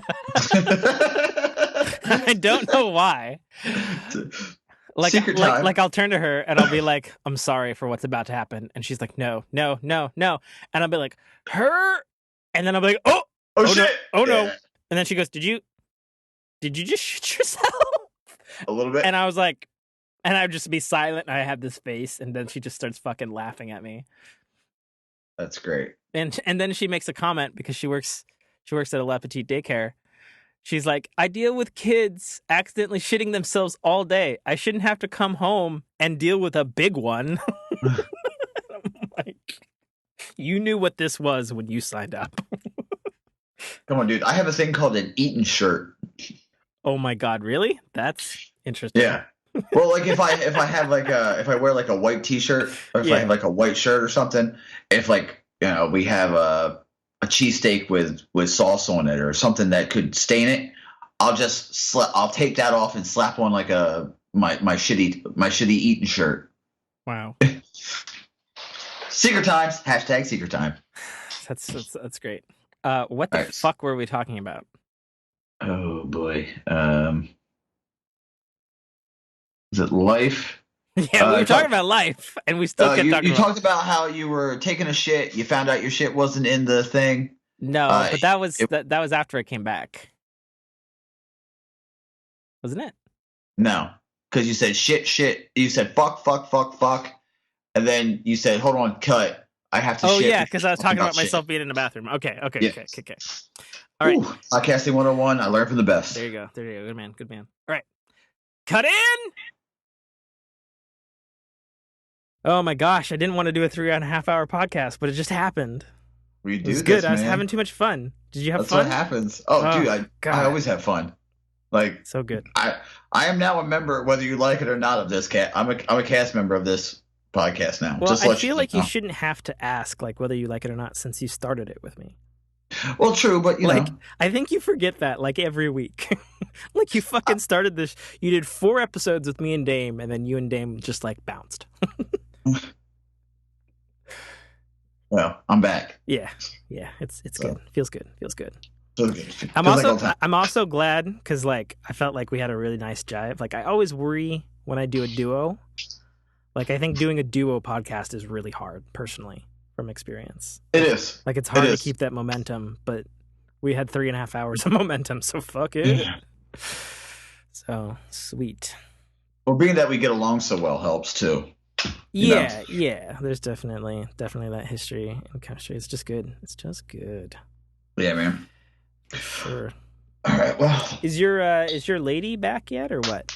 No. I have to go pick her up in like 2 hours, so I'm gonna go get something to eat because I really haven't eaten since noon, and hopefully let this download. Yeah, me neither. If I get off of Skype and get off of that, I'm not wired in, so I'm on Wi-Fi. Boo. Oh, okay.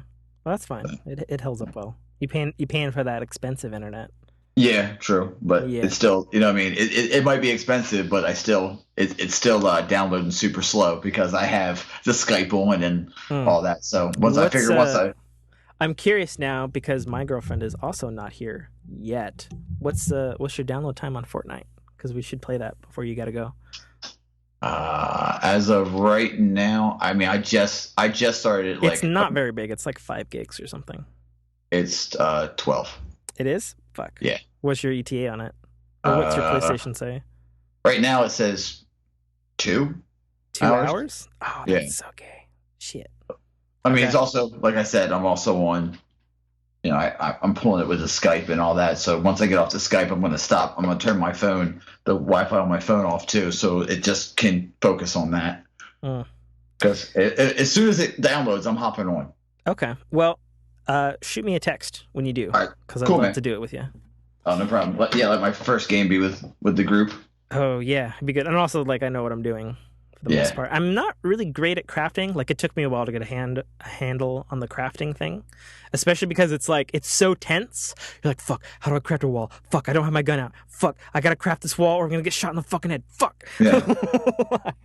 I get it. It sounds cool. Yeah, it's really good, man. All right. So. Alrighty, dude. Same time next week? Yeah, I hope so. We for sure won't have Adam because he has his National Guard drill all weekend. Might have Nate. Well, and then I guess since Jessica chewed me out, we'll probably have Jessica. That's fine. Which is fine because I don't mind doing it. Yeah, but like I said, if you need to change, if you think a Friday for me, like late night would be better, just give me like a heads up. That way I can clear it with my Jessica. Yeah. Is she pretty open to stuff like that, or do you gotta promise back rubs and shit? Yeah, well, Friday is our only day together, full day.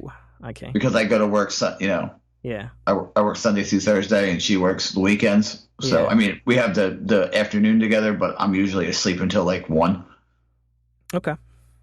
So that's what it is. It's kind of like, hey, babe, if there's a heads up, she won't have a problem. And especially if it's this is how if it's late night, then it's not going to be an issue. Okay. So late night for me. If it's like 11 o'clock my time. Yeah. Whatever. So okay. Yeah, man, just let me know. Keep me. Well, obviously we talk a lot, so it doesn't really matter. Yeah, we'll keep each other posted. All right, brother. Alrighty, man. Peace out, dude. Take it easy, man. Let me know when that Fortnite's downloaded. And if you I will. Alrighty, dude. Man. Peace. Later on. Thanks, Mike. Peace. Bye. No problem. Hello. Am I coming through? Hey, what's up, man? What's up? How's your morning going? It's going. I guess it's fucking afternoon for you. Yeah. Well, I mean, I understand what you meant. How was your morning? It was good. How was yours, man? All right. Played a little played a little Mario. Rewatched an episode of Rick and Morty. Ate a plate full of bacon. Had a bagel, cream cheese. Yeah, got some orange juice. Got some. It's kind of a fucking Frankenstein. It's like drip coffee, and then girlfriend got me like a pre-made pitcher of Starbucks pumpkin spice latte. All right. And then I topped that off with some eggnog in it. So it's all sorts of shit going on there.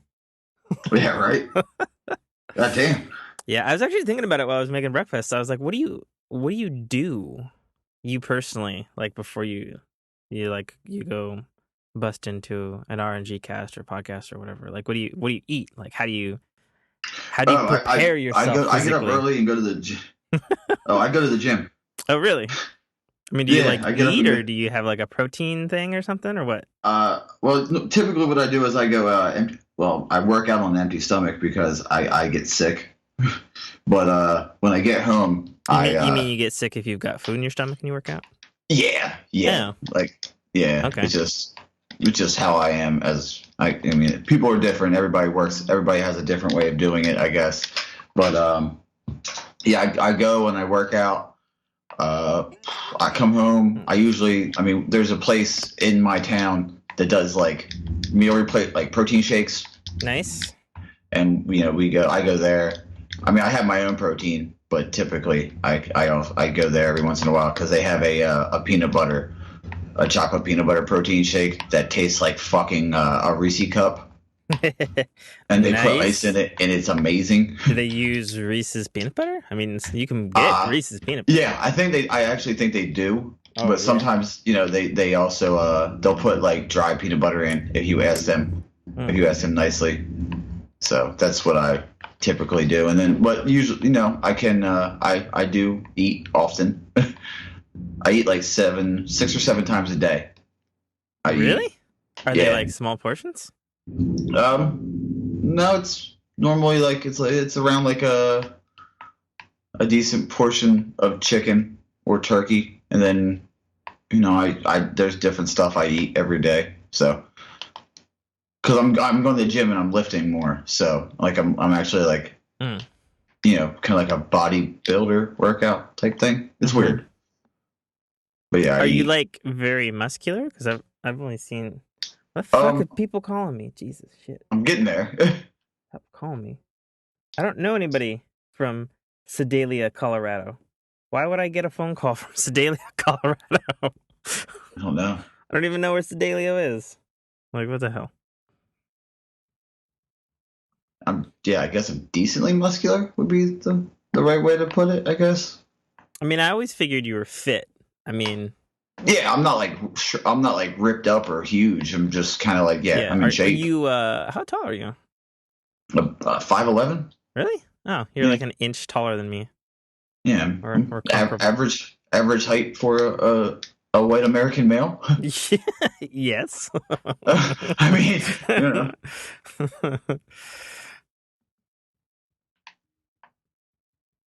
Oh, you bitch. It sounds like you be playing. Yeah, I'll stop when. You destinying? What? You destinying? Yeah. It's hard to say. Destinying. God damn it. Yeah. Am I playing Destiny? I am indeed, yes, sir. that would be the proper way to use those words. And I have now completed the region chest for Io. Nice. And that fall's gonna hurt. Oh, that fall's gonna hurt. I was to say, man, like, have the guys been not playing Destiny recently? I mean, I haven't really. I mean, the most I played Destiny was when I edited the combo cast on that night that I basically didn't sleep. I had like 4 hours of sleep. Yeah. And I just I completed all the shit, got my Titan to level 20. So my alt Nice. just needs. I mean, he's weaponed out because I had the weapons, but he needs. We all have the weapons, right? He needs that gear. Yeah. So And I'm pretty much guessing the guys are burnt out already, huh? I mean, I know Killbot is, and I know. I mean, I go back and forth on it personally. Yeah. And I know myself and Kono and Killbot are in the minority of people, unlike yourself, who, you only got limited time to play. Yeah. So it's always fresh every week for you. You're like, I got all these things to do, and it's great. Whereas us, it's like, girlfriends and wives got mad, and we just ignored life. Meanwhile, I'm like, oh shit, I gotta do my flashpoints for the week, and I gotta do my call to arms, and I gotta do this, and you guys are like, yeah, bro, I had that done on Tuesday. But yeah, I get it. I do get some time during the week though now because Jess will go to her mom's or something, go out with friends, and I'm like, have fun. Yeah. I'll see you when you get home. I'll be playing Destiny. I remember you telling me like a while ago that you were taking like a week or something off in October. Did that happen? Yeah, that was when I did all the podcasts. Oh. when I did my world tour. That makes sense. Next year I get 2 weeks. So fuck yeah. Right on. But yeah, we need to. I was just thinking it'd be kind of fun to get the old team back together for Yeah, I was talking to Damian about it this morning. He was like, "Yeah, I work Saturdays," and I was like, "Do you always work Saturdays?" He's like, "Yes, I always fucking work Saturdays," and I was like, "Damn, oh, that's a shitty job." Nah, he loves his job though. What's he do? He's always been mum on specifics, but he's a lyricist for some big major label. So he writes other people's music, basically. So he's a ghostwriter. Yeah. Not like the show ghostwriter. But and I also know he does vocal coaching. I could see that. And I've always been like, so you a good singer? And he's like, hell yeah. And I was like, am I ever gonna hear that beautiful voice of yours? And he's like, you are never gonna fucking hear my voice. I was like, damn it. Come on, dude. He could do like the custom. He could do like. Have you ever heard the? I mean, I don't know how many podcasts you listen to, but working in a warehouse, I listen to a lot of podcasts. Have you ever heard of the Big Brown Breakdown? No. Well, he has it's a fighter.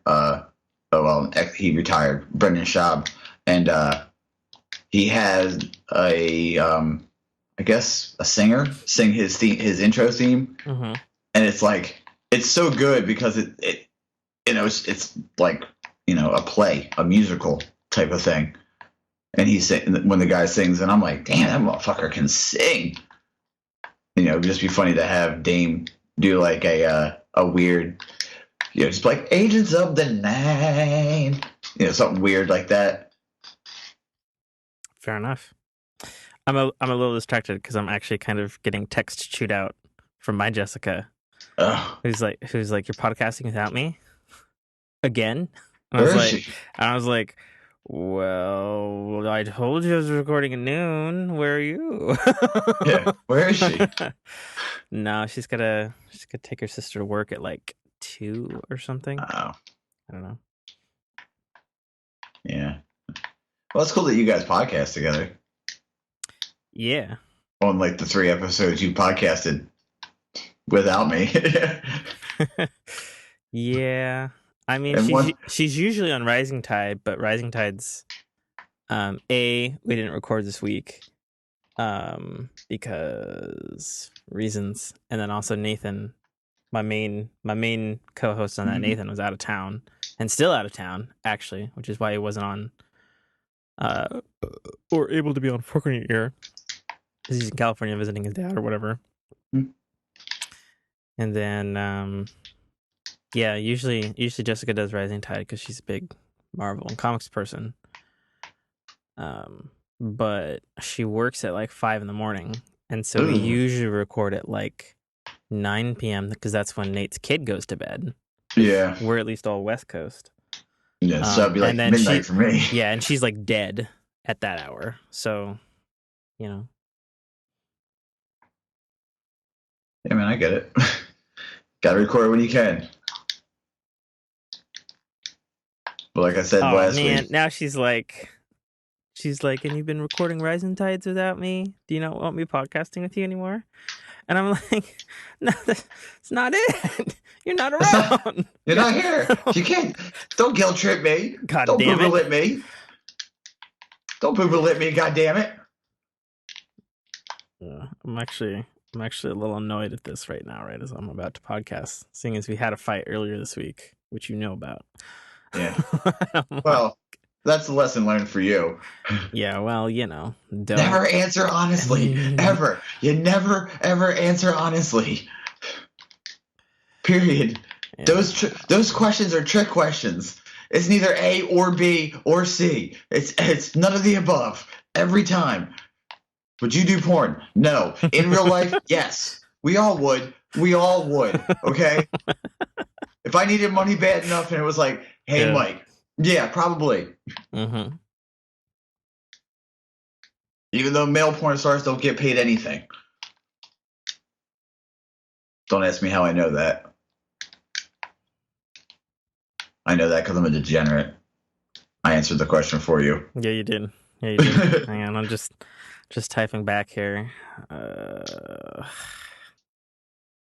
Terrible.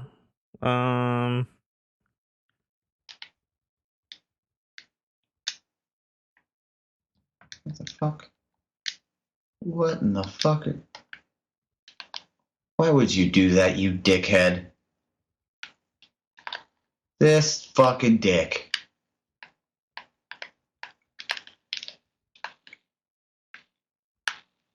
And he had to be a fucking Titan too. God damn it.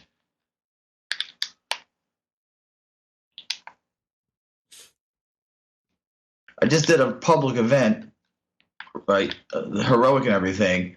And next thing I know, this Titan runs and punches the damn thing off the cliff. And what the fuck? You fucking cunt. Oh yeah, you are furiously typing. Well, I'm a fast typer. I wrote a book, yo. Yeah. Bitch. Yeah. Bitch. I'm an author, motherfucker.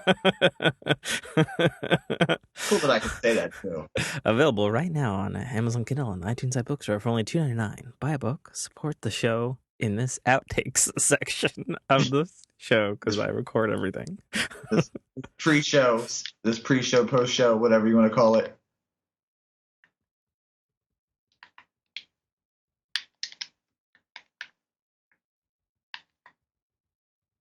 King of plugs, brother. King of plugs. All right. And so I ended with, well, we're only... So I fucking clicked it off the screen, goddammit. Well, we're only 12 minutes in, not officially rolling yet. If you want to get in after drop your sister off, I'm sure we'll still be recording. I can pause and set up the mic on the couch. For reals, yo. Reals. Man, we can shoot the shit all fucking night. We are two verbose motherfuckers. 6 hours. You wrote a book and I podcast. And we podcasted a novel. A Novel novel of thoughts is what that was. Yeah, it was a novel of thoughts. People listen though. Yeah, to completion. It's weird. Did they? Yeah, a couple people. Yeah, I was watching the Discord. Yeah, one guy was like, "Hey man, I'm like an hour. I got an hour left." You know, obviously people dodge the Westworld spoilers, which makes sense. I would, if we did say spoiler alert, so we gave the warnings, But one guy was like, I'm an hour left. Holy shit, what a marathon! You guys are awesome because I drive for work, and I'm like, well, we warned you. I warned you. I said it's going to be a long one. You guys didn't fucking believe me. Uh-huh. You believe me now? Yeah, it was actually almost a little strange that there was like about 36 minutes that I cut out. There was like a lot of pauses when you and Des took over, actually. I took a bunch of those out. There's like minutes worth of pauses. And it wasn't even like, I don't even think it was awkward pauses necessarily. Like you would ask a question and then Des is like, Mike would shit the bed? I don't know about shit out, but like he would be like pondering a response. You know? Like you could see you could hear the wheels turning. You could hypothetically hear the loading bar. Not to say he's slow or something, but I mean, I was just saying like there's definitely breaks in the action. Yeah. I mean, I typically try to if I sense that he is starting to get like that, I'll just fill in, just talk, say something, until he gets ready. That's also why I like to have. That's why I told him, I'd like to have 3 hosts. When you have someone who likes to think about what they say first before they say it, we usually. You and I, we come from the podcasting school of I typically know what I'm going to say before I say it. I mean, I think, I guess, I mean, I don't know about podcasting school because it's like, I mean, I never trained for it. And then like in this really weird symbiotic way, like I trained you. That's what I'm saying. Which is funny. That's what I meant. Yeah. That's always funny whenever you bring that up. Like it's so. You did? It's so weird. Like in a good way, though, Was it you taught me how to podcast? Yeah. Yeah. It's fucking weird. It's funny because during the time when I was like, okay, I get it. I see now why Tim would lose his mind. I get it. Yeah. The likes and the ums. Oh God, I want to fucking scream. Mm-hmm. Did you hear the combo podcast? Did you listen to it? I listened to most of it because, like I said, I mean, you can edit, so I know that. I didn't have any doubt in my mind that you would mess that up. Yeah, I mostly wanted you to listen to like the last part that you and Raven had, because remember we didn't stop the recording, and he had this weird like it was like that reverb. It was vibrating his fucking thing or something. Yeah. Yeah, and it was so bad on the editing because like it kept getting louder and louder, and so like I have this line of the volume where when you guys start, and I'm like decreasing it by like micro decibels, like every little bit because he just kept getting louder. Yeah. I was like, what the fuck is going on? Yeah, my goal is to get him a new mic. Yeah, I mean, come on, just get a blue snowball mic. It's $30 on Amazon. Just fucking do it. And they don't break, so it's not even like a bad $30 investment, Like I have the same podcasting mic for 10 years at least, maybe. How long has Blue Yeti been around? Oh goddamn it! I gotta Google this shit. Blue 10 years? Yeti mic, because it's been around forever. Like it's just so fucking good.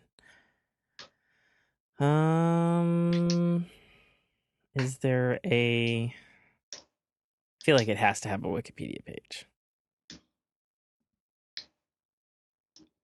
Maybe release date. Come on, Google. Ooh, they got a sexy ass one that's like silver blue with like a black mesh cap. That looks dope. Really? Yeah. Of course, it's been around forever. Blue microphones themselves have been around since 95. California company.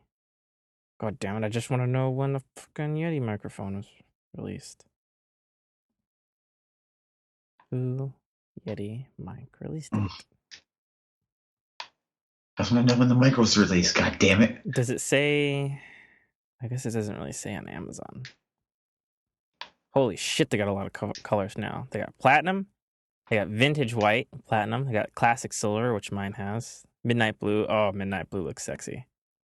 Oh my god, it looks sexy. I'm just gonna fucking send you this pic. Oh, can I not send a picture? How do I get this? God damn you, Amazon website. Not let me grab the picture out of the fucking... It looks fucking sexy. Oh god, it looks good. That's funny. Oh no, there it is. There it is. Okay, I got it. All right. Look at this shit. Look at this shit. That's fucking dope. Oh god, that's dope. Yeah. Right?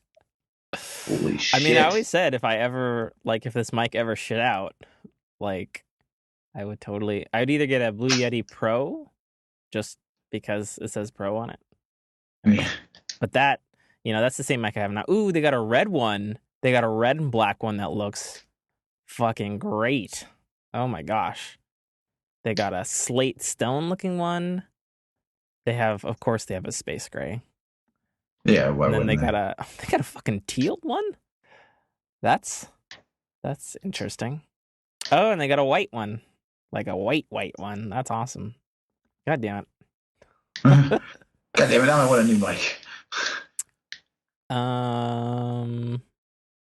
Well, let's see. On customer reviews, what's the earliest customer review? Maybe that's the way to look at it.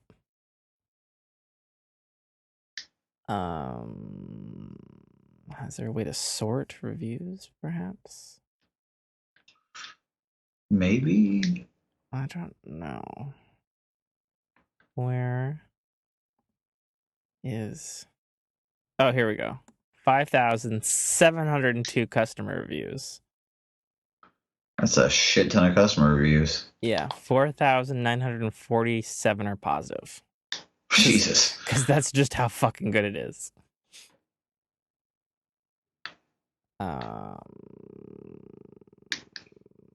Oh, here we go. Sort by... I guess if I go most recent and then scroll in reverse. I love seeing the page numbers and it goes 1, 2, 3, 4, 571. Like, good lord. Okay, so the earliest review was from December 13th, 2009. Okay, well. That's awesome. That's 8 years. Yeah. I want to say I got it about winter as well. So it might have been new at the time.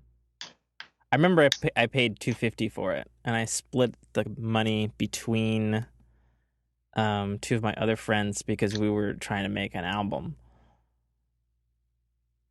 And I remember, like, it was a gamble on my part because I'd actually just gone to the Apple store. We'd gone off to like different stores to like get music equipment, and they were gonna go get some cords and stuff. Guitar Center. I was like, well, I'll go to the Apple store to get a MIDI keyboard, right? Yeah. And I saw the Blue Yeti microphone, and then I fucking Googled the reviews on it, and it had like the best reviews at the time. And then I was like, fuck it, I'll take it. How much is that one? And it's like $250. I was like, fuck, that's expensive for a mic. And then I remember I think I threw it on a credit card that got maxed out, and I was super nervous because I was like, oh my god, the charges are going to be so bad. And then I was like, hey guys, here's this microphone. And then we recorded with it, and they're like, this microphone is the dopest thing ever. And they're like, how much do we owe you? And I was like, so the thing about that is... So funny thing about what you just asked me. And then they were so mad, and then one of the guitar singers was just like, he was like, that is a shit ton of money, but fuck, it's good quality. So, all right, we'll figure this shit out. I was like, okay, good, because that credit card bills are coming. Yeah. They usually do that. Yeah. All right, so we should start the show because it's been 20 fucking minutes now. Yeah, totally. Bonus features. Exactly. That should just be the intro. Bonus features. So good. Right, let me bust out of here and put my controller down. All right.